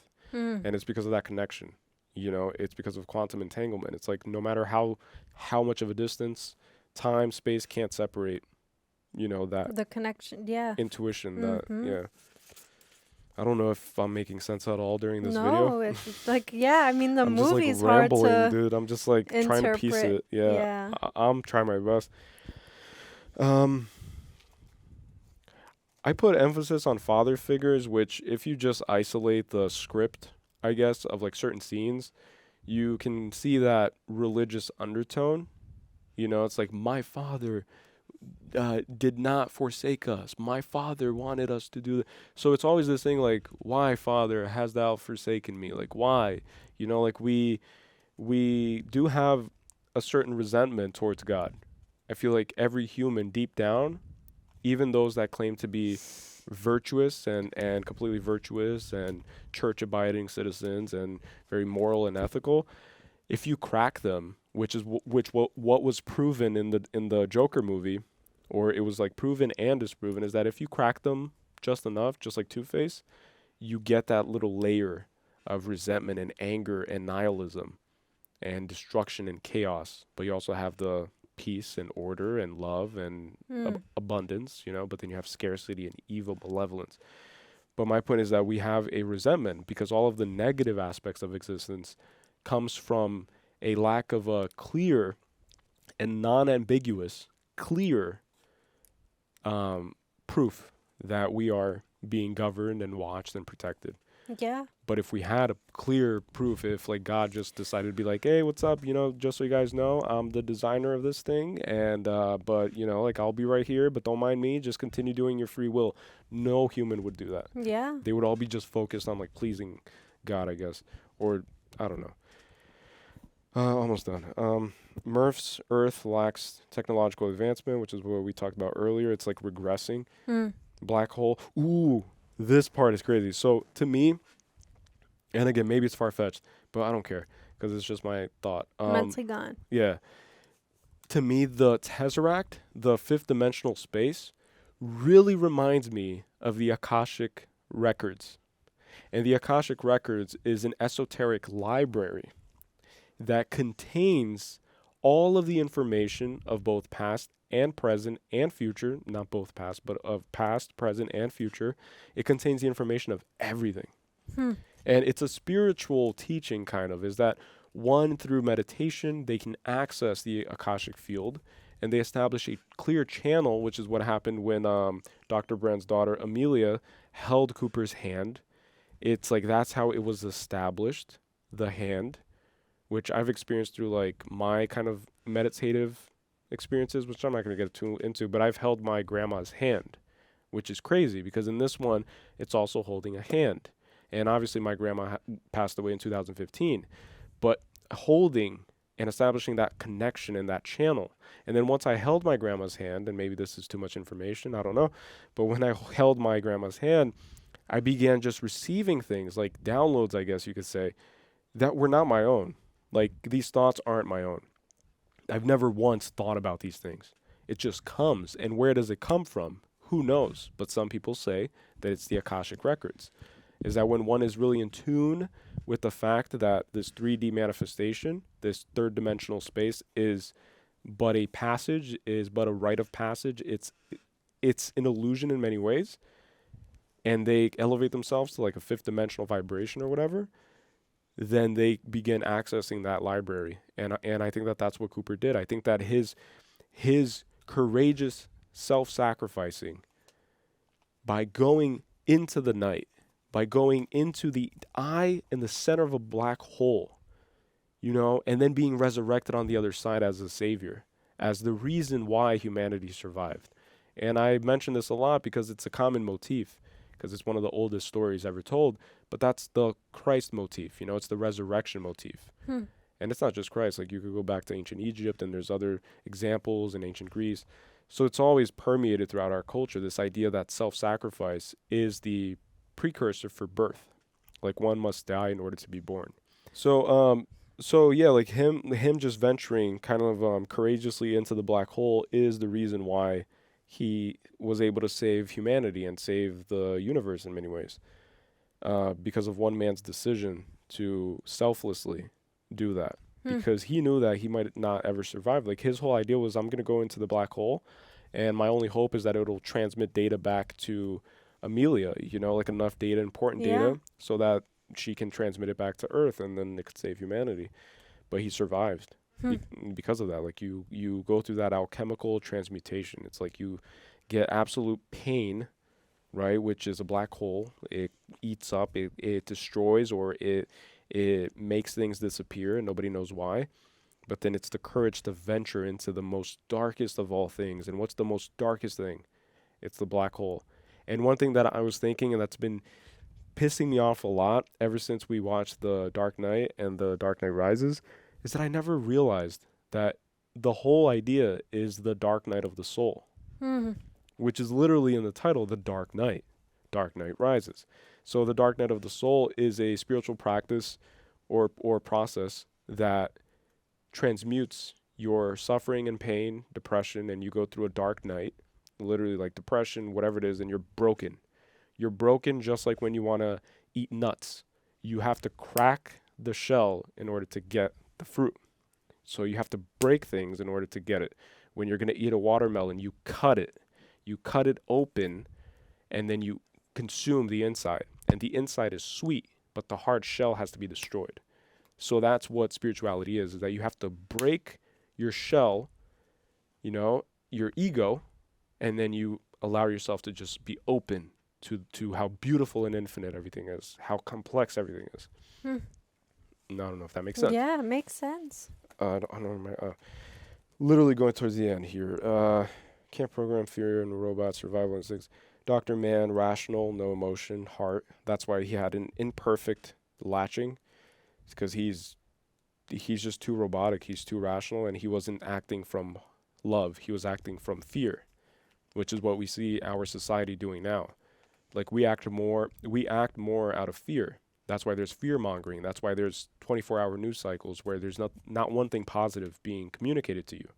And that's why there are people, unfortunately, who plant themselves down in front of these news networks, in front of these channels, and they just consume and absorb everything. And then they reflect, like their lives reflect that reality of fear, you know, versus just keeping it in love. And that's why this channel, as long as we can, like we're going to just try to keep it on love always, you know, because there's a time and place for you to talk about politics, talk about wars, talk about whatever it is. But here it's love. And the only time I mention religion, which is a very divisive subject, is when I'm just trying to express my own spirituality and my interpretation and give you guys context of how I filter things and what framework I use, you know. Otherwise it's just some guy, and then people are like, wait, but what do you believe in, you know? So I'm telling you. AI is humans fractal of God. Yeah, it's just the idea of like humans are made in God's image, and then we try to do what God did, but then we can't inject love and compassion into these things because just like with cloning. Yeah, just like with cloning. Yeah, fifth dimensional space is the Tesseract, quantum entanglement. Which cloning is real, by the way. Yeah, there's a documentary, right? Like, yeah. Like they cloned camels in Dubai, I think, yeah, and like Saudi Arabia. I don't think a lot of people know that. We didn't know it before we watched it. Yeah, that cloning is real. It's crazy. Documentary, just like Google documentary about cloning, and the title will be like the King of Cloning or something. King of Clones. I don't know. Love is a gravitational pull. Okay, last one, literally the last note is I love this idea that love is a gravitational pull. So gravity and love are very similar. If you love someone and you're separated, then that person will feel your pain and aches, especially when you get the mother figure, right? There have been multiple times throughout my life where in my moments of absolute pain, when my mom was around, she would feel it. And then I could be in my room, I could be down here, I could be wherever, she would come and comfort me. Like even recently it happened where, just like I explained in the beginning of the video, I've been going through like a very deep and profound healing process with my own inner child, and it's taken me to like certain points in my life that I've neglected all my life throughout my whole adulthood, and kind of like my whole adulthood was architected by myself in a way where I would kind of escape even further and further from these things that I've always neglected. And only now at 26, well, I'm turning 26 on Halloween, have I finally decided to just man up and just have a conversation with my inner child. And so all that to say that in the past few days, I've been down here listening to music, certain songs, and I'll start breaking down. Like sobbing uncontrollably, like breaking down. And I'm alone in the basement usually, like in the studio that you guys see. And then one day, like, randomly, my mom just decides to come down intuitively, and she never comes down. And it was on one of those days where I was just feeling so much pain. And then in the back of my head, I kept thinking, I just want a hug from my mom, is what I kept saying. But then part of my toxic masculinity, part of my bravado and pride that isn't even my own, I was just taught by society growing up, and it was just projected onto me. Part of that was like, I'm not gonna even, like, I can't even pick up the phone to like tell her that. Because it's that like detachment, it's that abandonment issue that eventually developed into resentment and deep hatred, and then I had to deal with all of that stuff. But my point is that no matter whatever your rational, emotional self decides for you, love doesn't abide by any law that we understand. And it's a gravitational pull. So that's why at the end it was very, very beautiful that Cooper could have decided to just chill out and just chill at his house on this new station, but he just kept moving, and he went back to Amelia. He went back to her because of love. Right. Love of friendship, and it doesn't have to be romantic or sexual love, just love of friendship. But that, yeah, like that's interesting, right? Like I feel like what you said, where when you have love for someone, be it a parent or partner or whoever, like when you have love for someone, you feel the pain that they feel. So I've always thought this, like even like past people that you've loved in the past, like you are always connected with that person if you've truly loved them, you know what I mean? So I feel like what she was saying, right, like it transcends space and time. Like she hasn't seen Dr. Edmonds in over a decade, but she still felt this like pull of love towards him to go to his planet, right? And then we come to find out that that would have been the saner option, would have been to go to his planet. And what if they made it there in time where he wasn't dead? Where he wasn't dead. Yeah. So if they had followed that feeling, then it would have saved all of humanity. Well, maybe not all of them, but it would have, set them off on a better course. Yeah. But to my point is that's why there's like that comparison, right? Like love or that analogy that love is a force to be reckoned with. It's like, it's just undeniable. Like, it's like you have to fight against it, you know, just like you could try to fight against gravity, but you can't. The same way that when you try to fight against love, it's just undeniable. So when a parent dislikes their child, right, because maybe they're doing things that they're not proud of or whatever, but then that love is always there, right? Like it's always present. So it's like you have the dislike towards whatever they're embodying at like in the moment or whatever, but then you have love for them, and you could try to fight it in any way that you can, but you can't. Like you just can't fight the love that exists. And love is stronger than hate, but hate is easier than love. I just thought about that, and I think in a egoless way, I think it's a bar. Love, hate is easier than love, for sure. Love is stronger than hate, but hate is much easier than love. Because I think that even in some cases, like you don't even choose to love someone. No, yeah. But you can choose to hate someone. Like you could choose to just hate someone and make it, your thing every day where you just hate this person. But love, it's like you don't choose who you love. You just do. See, that's why I love her, because because she's a genius. No. Like low key, and I only say low key because she doesn't believe in it. But I just said something, and then you add it onto it tenfold. It's like you can't choose who to love. Which, fun fact, before meeting her, I didn't really know how to love. So it's interesting how things work, where she came into my life and she taught me how to love because of what I mentioned earlier. My whole life was designed in a way where I was running away from things that I was kind of resentful towards. And one of those things was that I was never taught by a parent how to love. Like I was never given it. So if you're not given something, then you're not familiar with it. And all I was used to was conditioned love. And all I was used to was babysitters going back home after they took care of us. Like the clock struck 6 p.m. and it's like, all right, you guys gonna be okay, right? And then it's like as like a 12-year-old and 8-year-old having anxiety every night, every day because I have to take care of my sister. I have to get us up for school. I have to get us on time. I'm a parent, But it's just interesting because you taught me that.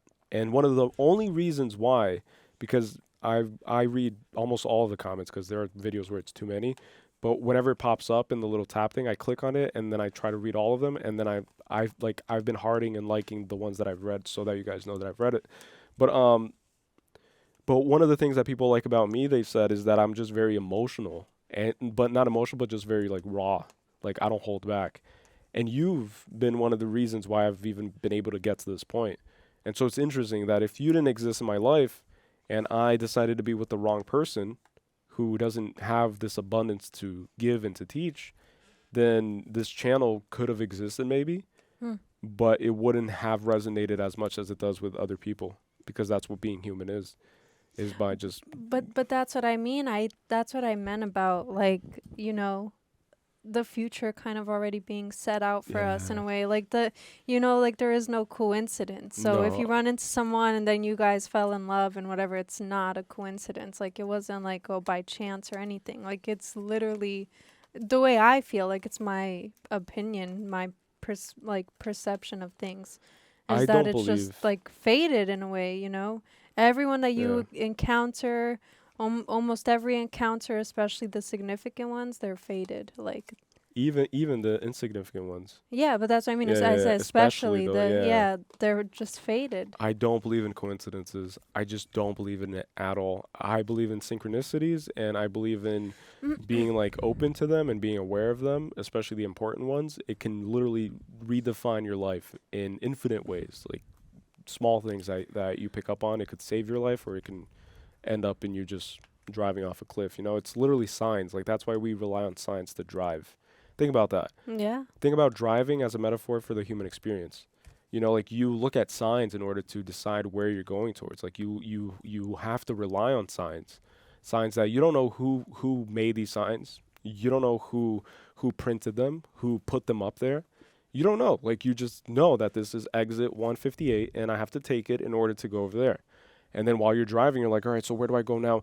I remember this gas station, and then that serves as a sign for you to better navigate through this world. And so, again, everything is signs. It's like we think that we have free will, but it's so funny because we don't. Yeah. Everything is like guided in a way already for us. Like there's already a direction kind of set. Yeah. And then we just like maneuver a little bit, but on that same direction or path. The free will that I think we do have is whether or not we decide to read the signs. Right. Right? Because I think that the car is going to move. It's going to take the exit, and you're going to be driving it, but not really.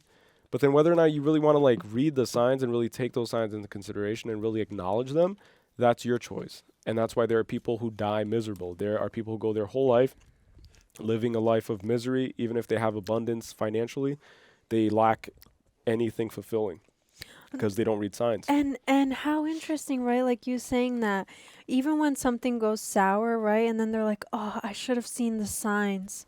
It's like the signs were there. They literally, like I should have seen it. Like when people say like a red flag or a green flag, right? Where it's like, I should have seen the red flags. Like it was like, I should have seen the signs that, or when someone gets like terminally sick and then they're like, oh, I should have seen the signs, you know, that I was getting to this point or whatever.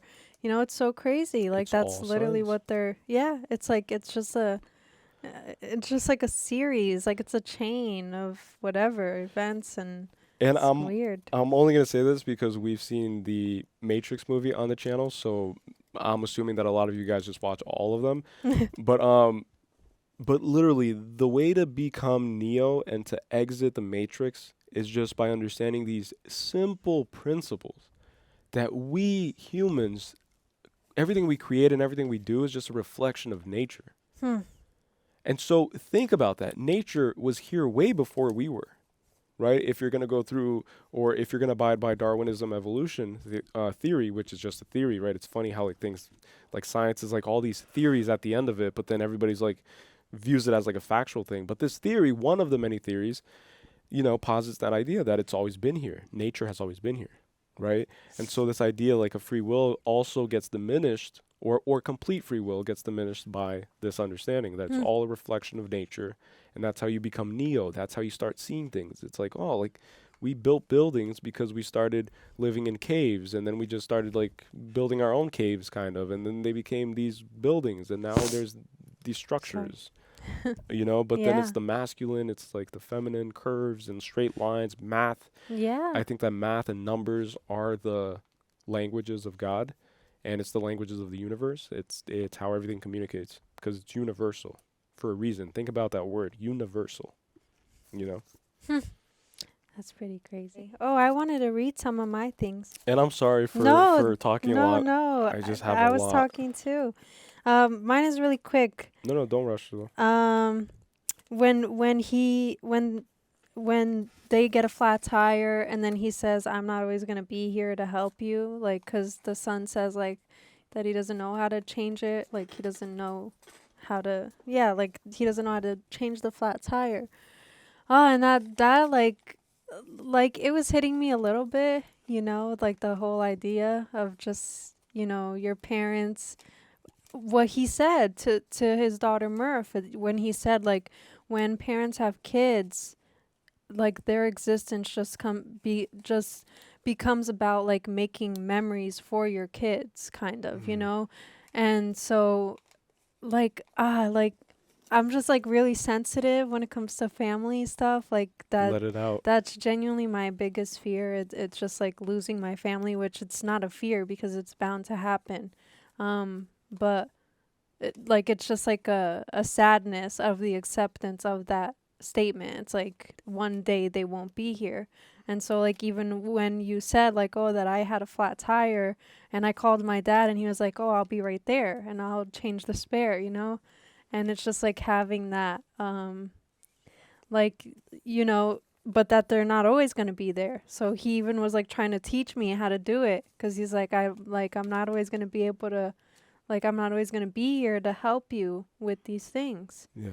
You know? And then that just like starts hitting, it starts sinking in. It's like you get to a point as you're getting older where you know, kind of start doing those things for yourself. And then we see that with Murph when she's on, like, literally on her deathbed, like she's going to die, and her whole family, like kids, are there. And she tells her father, like, you go now because now I have my kids. So, you know, like, it's just like, I don't really know how to explain it, but yeah.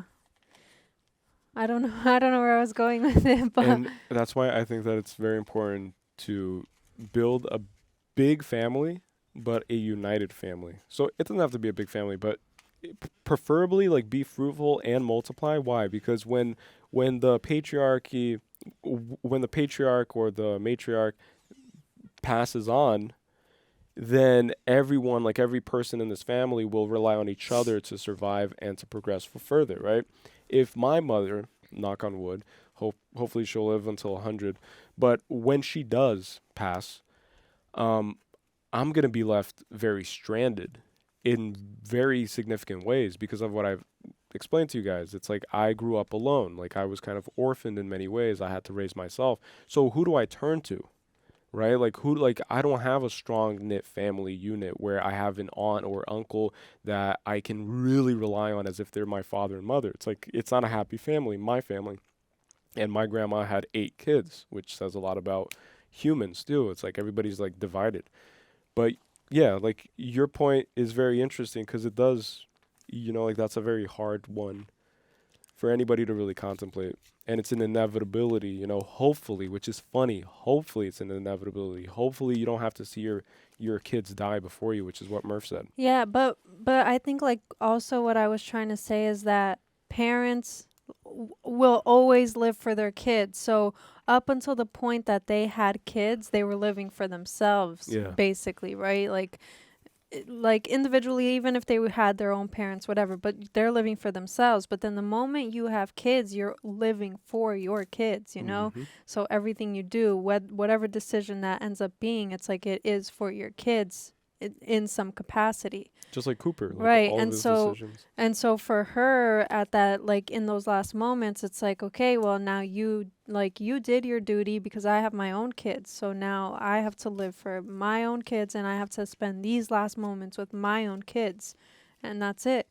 And basically that, that she well, look You at just activated the voice TV thing. AI. Yeah, It's like is someone trying to communicate with me?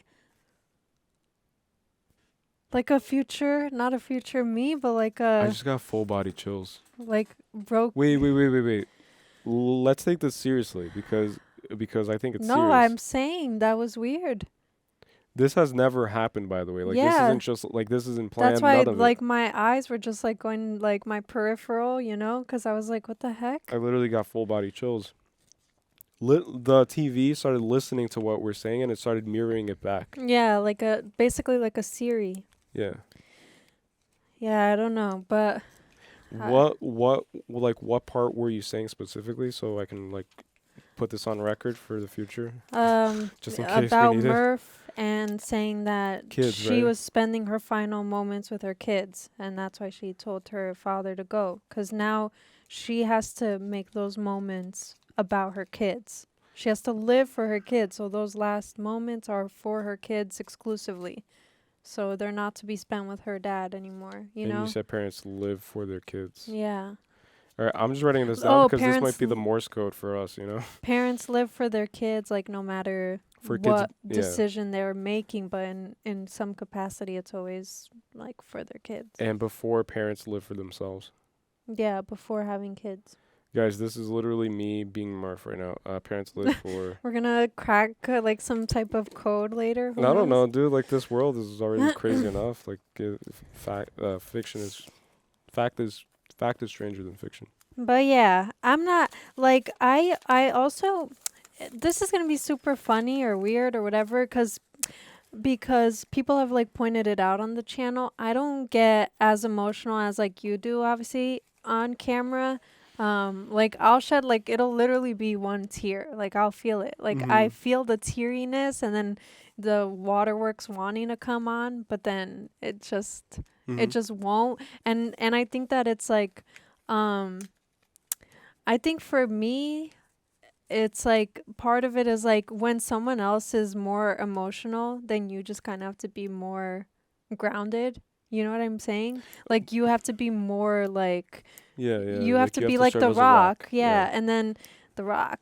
Yeah. You have to be the Rock. Dwayne the Rock Johnson. Yeah, you have to be Dwayne the Rock You have to be the Johnson. Rock. Yeah. But anyways, and then to my point, and then also I think that like, I don't know, like maybe I haven't gotten out of my head enough. I think that's what it is. No, yeah, like that's part of it. It also is like when someone else is crying. Yeah. But I don't think I've gotten out of my head enough. Like, there's like the light beaming, the camera pointed at you, and then it's just like there are moments where I was like talking and I have like cried on this channel, like in these like discussion parts and stuff. But yeah, like I think I just haven't gotten there. And then even the way that I speak, right? Like usually, well, you've seen, right? Like, when I speak the best is when I've been like kind of quiet, like giving it thought. Like I'm not someone who can speak on improvising on like improvisational. And that's my thing. Yeah. I cannot. So then that's why even when we're doing this, like I let you take the talking like wheel, because I'm gonna just stumble and fumble and trip over my words. You know what's funny is that in school presentations, I would always call out sick. Like I would force myself to throw up in the bathroom to leave, so I wouldn't have to present, because you would have to memorize scripts. Like you would have to do like a group project and then go through like slides and like PowerPoint slides. Bullet points. Yeah. I've never been good at remembering things or following a preordained kind of structure.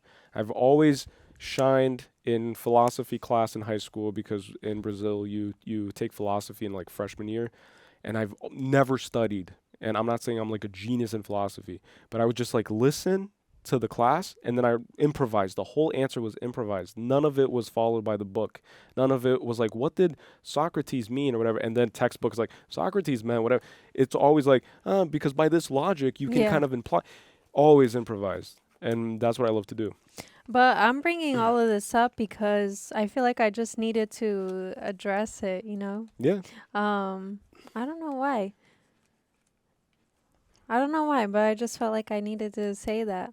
I think that over time you'll. I think like to an extent, I'm like a little bit self-conscious about how I'm not speaking well, you know, or I'm not speaking at all at times, or I'm not reacting, you know, and this is a reaction, and I feel the feelings of the reaction, but then it's not showing the reaction. But the reason I'm addressing it is because, you know, like people probably look at me very surface level, and that's okay because I'm you know, sure of myself in that sense. And she's a genius, just like I said, because look, I get exactly what you're saying, and it takes time. But at no point, guys, and this is not shade to any of you guys, because I value every single person who like watches and like invests their time and attention into what we're doing. But I don't care about you in a certain way, in the way where it's like, I'm not thinking about what you're going to be thinking about, but at times I'll still call it out. I'll still be like, man, I don't care if this sounds crazy or whatever, but that's how I cope with it. And it's just a quick fix for me. It's like, I don't care if this is going to sound crazy. I don't care if you guys think I'm crazy. I don't think whatever, but here's my expression. And so I just always give you like a little disclosure before I show my like craziness. You can't help but still be in your head. And it's a process. It's like over time. Yeah. I'm like trying to think, you know, because I'm just the type of person that, which we talked about. It's like for me, it's literally a switch, you know. So like I really have to be willing to switch it off to do it. I'm fully ready to break down in front of you guys and to just sob uncontrollably. Yeah, but that's if it comes into me, like. That's what that sounds so foreign for me. Like I've done it where I've cried and I've talked about touchy things, but you know, doing that consistently for me, like I don't know. It's very foreign. Like I'm very much like in control, like in that sense. Because I've been giving up control. Like as we do these videos, like that's literally what inspires me to sit down and do these. Is the opportunity to heal myself in ways that I didn't think I needed through these pieces of art, which I've expressed before. But like that's why like healing is feeling. Like you have to feel dread and you have to feel pain in order for you to transmute it. It's the alchemical transformation process of turning lead into gold, you know, but it's through pressure, through fire. Like it's baptism through fire. Yeah. Suffering brings enlightenment. Awakening.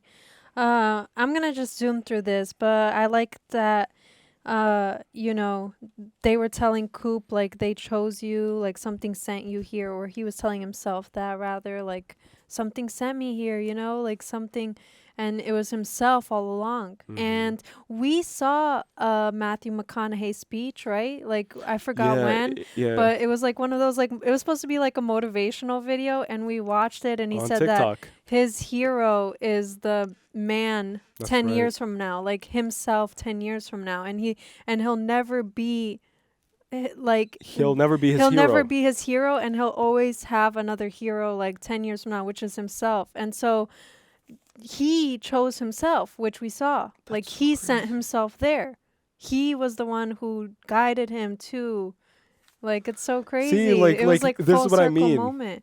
By like genius energy. It's like but look, it's like Matthew McConaughey, right, in real life was doing what this movie so like what's real and what's I fiction, just like you started know? connecting that, but that's right, there is that one, that speech thing.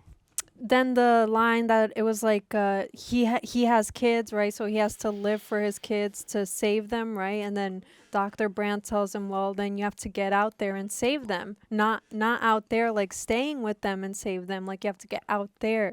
You have to literally like leave them behind to save them, which we saw. Like you always have to leave something behind in order to save something else, kind of. You Very know, true. you have to drop the weight, the Newton's law, you know, where they had to let go of TARS, and then Cooper had to let go of himself, and then he had to literally let go of his family to save them, I didn't even ironically. think about that. Just That's like, crazy. you know. Yeah, that's crazy. Great point. Next year for rain, we always do that. Like we as humans, we're the professionals at stalling. It's like, oh, I'll start on Monday. Oh, like next year maybe it'll be better. Oh, like New Year's resolution, I'll like transform or whatever. Like it's always stalling. It's always postponing. It's always delaying and like always hoping. Like maybe sometimes, what's the word I'm looking for?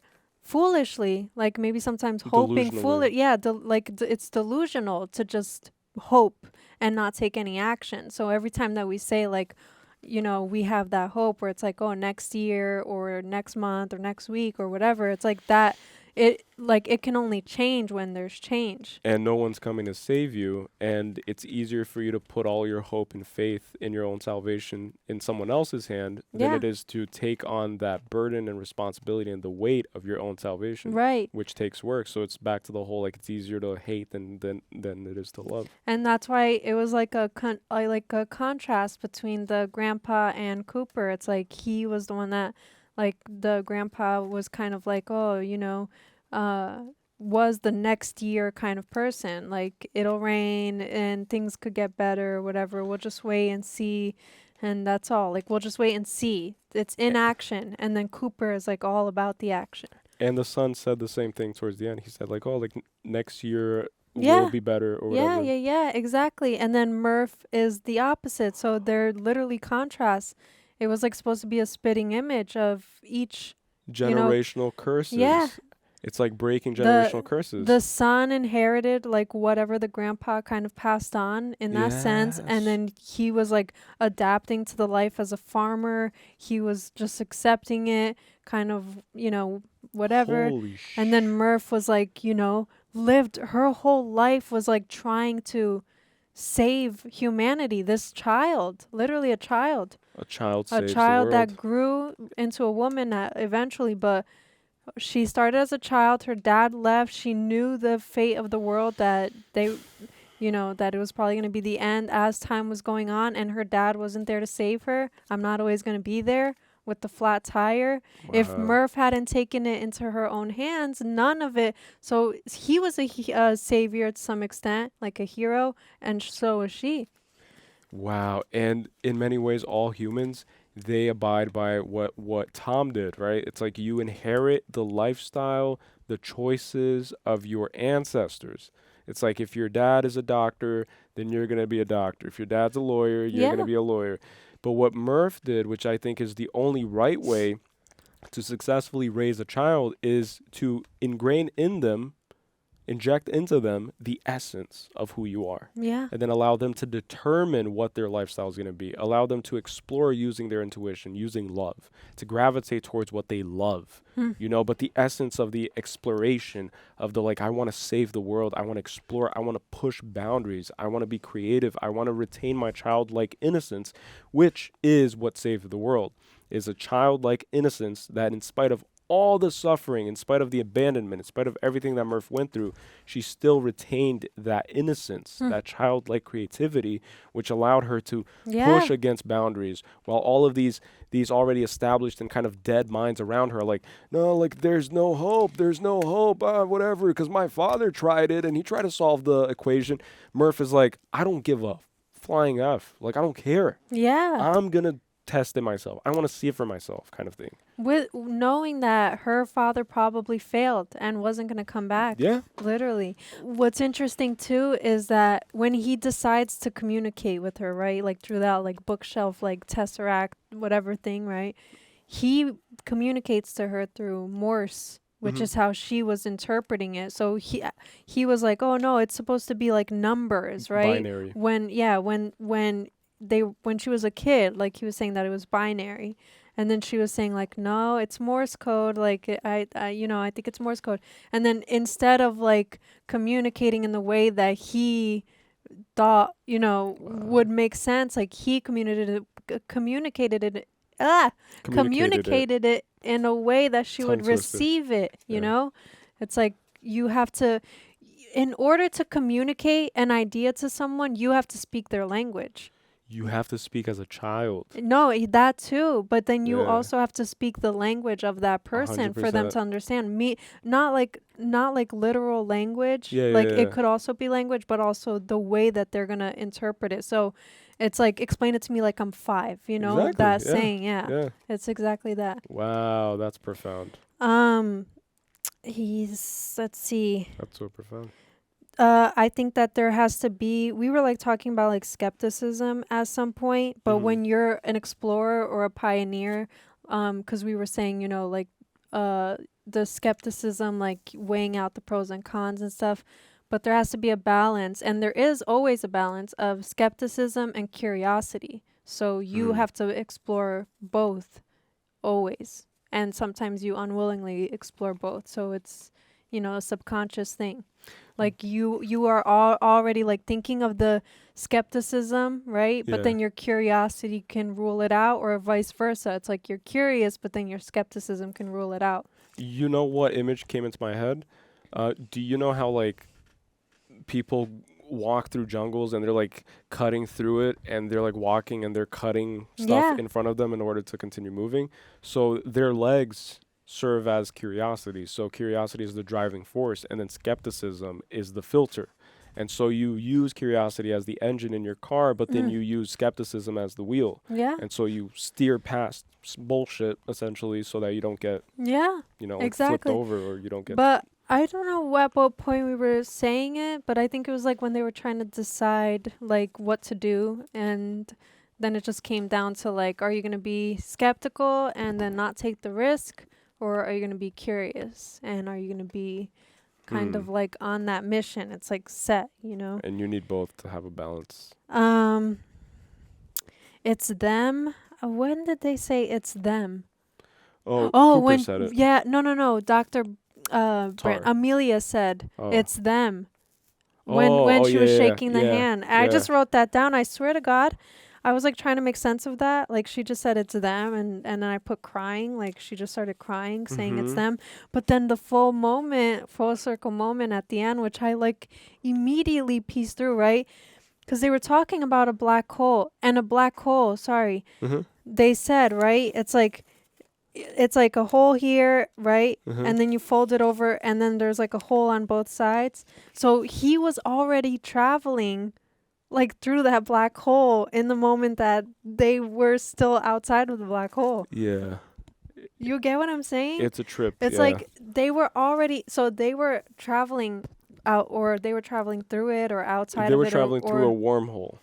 Yeah, but my point is that they were traveling, right? Yeah, whatever. Yeah. But then even that was like its own thing. It's like he was literally in 2 places at one kind of thing, like even though he wasn't, but it's like hard to explain, but it's because of the it's she like might so have hard just solved it, it's know, so like hard it's to explain. But it's just hard to explain. But I think it makes sense. It makes sense in my head, so that's all that matters. So if you don't get it, then forget it. That's it. Like that's my new catchphrase. If you don't get it, see, like you have to have one. It's like it. I don't care if this makes sense, but you know, and do it. I like that. You know, I really like that Christopher Nolan does this, because he did it in The Dark Knight and The Dark Knight Rises and in Batman Begins, where the screen kind of just like narrows, you know, widescreen, and then the full screen. Yeah. So I really like that. In the tense moments, it was the widescreen. It's like squinting. It's like, what's gonna happen? Yeah. No, like it brings focus, right? Like that's literally don't focus on your peripheral vision. Focus on here. Don't focus on the surroundings. It's like look at the person's expression. Like they're literally narrowing the space so that the less like outside external things around the thing that they want you to focus on is less prevalent, kind of. You know what's crazy is that I didn't even notice that at all. I was noticing it. I always notice that. Like every time it's happening, like it was happening a lot when Coop was with Dr. Mann, and then the scene of like Murph in the house with the kids, and then her boyfriend, I guess at the time, or I forget his name, was like telling them like, you guys have to leave. Like it was narrowing. Like it was like, and that's why I said, why is it feeling so tense? Because it still didn't even unravel the thing between Dr. Mann and Coop. And so theirs was a full screen. But then everything that was happening in the house with Murph and stuff, it was a widescreen. And I'm like, oh, like why is it feeling tense? Like something is gonna, but it was the switch. Pick up on that, dude. That's crazy. It's like cinematically. So also another full circle moment, and it's my last note, is that in the beginning she's telling him to stay, right? And then we figure out that it's him, like, you know, kind of like sending the signal, but then also that she wants him to stay. And then the full circle moment is at the end, her telling him to go. Like she literally says the words go. Wow. And I don't know what to make of that quite yet, but I just thought that like I just wrote that down because I was like, huh, like it's crazy. You know? It's like opposites, right? So it's the whole idea of like the law of polarity. It's hot, cold, up, down, as above, so below. So you stay and you go. You either go or you stay. So it's just like a full circle moment. So it's literally like drawing a circle. Yeah, and I think like it's like, you know, I can take care of myself kind of thing. So, you know, as a kid, it's like stay, you know, please, like whatever. And then as she was there as an old lady, looking older than her father at this point, like being in terms of like biological age, in terms of biological age, older than her father now. She, like in a weird sense, it's like now you have to go because I'm okay. Like I've done my duty. Like I did what I had to do, and now I have my family, and you go. So it's so weird. It's like she literally took on this like parental, like kind of like you like you did what you had to for me. Like you served your time as my father, purpose, and now you go. Yeah. You know, stay when she felt like she needed him, but then go when it's like now you have to go. And it's an infinite loop because the stay came from Cooper trying to warn himself to stay. So if he had stayed, then he would have never... Like, it's just weird. Yeah. It's like things happen exactly how they happen, even tragedies. Because then if Murph wasn't growing up alone without the father, she might have not taken on this role of being a savior for humanity. Yeah. And so who knows what would have happened. Yeah, that's crazy. How it's like a closed loop. Yeah. I have to pee. Okay, so we're going to wrap it up literally right here because there's no more time for us today, guys. But again, we're going to say with this movie, we really enjoyed it. To me, it's my favorite movie so far. Oh, this was a ride. It's insane. Literally insane. I have to rewatch it for sure. Yeah. So with that being said, we have to pee, or she has to pee. But with that being said, thank you so much for tuning in. If you enjoy this channel, if you like these videos, the best way to let us know is by dropping a like and by subscribing, sharing it with your friends. Comment below what movie we should react to next, because we've been reading all the comments, and comment below what you love best about our reactions or what you hate, whatever. Share your mind, your humor. And with that being said, don't forget that it's never wrong to be mentally gone. Peace to the world.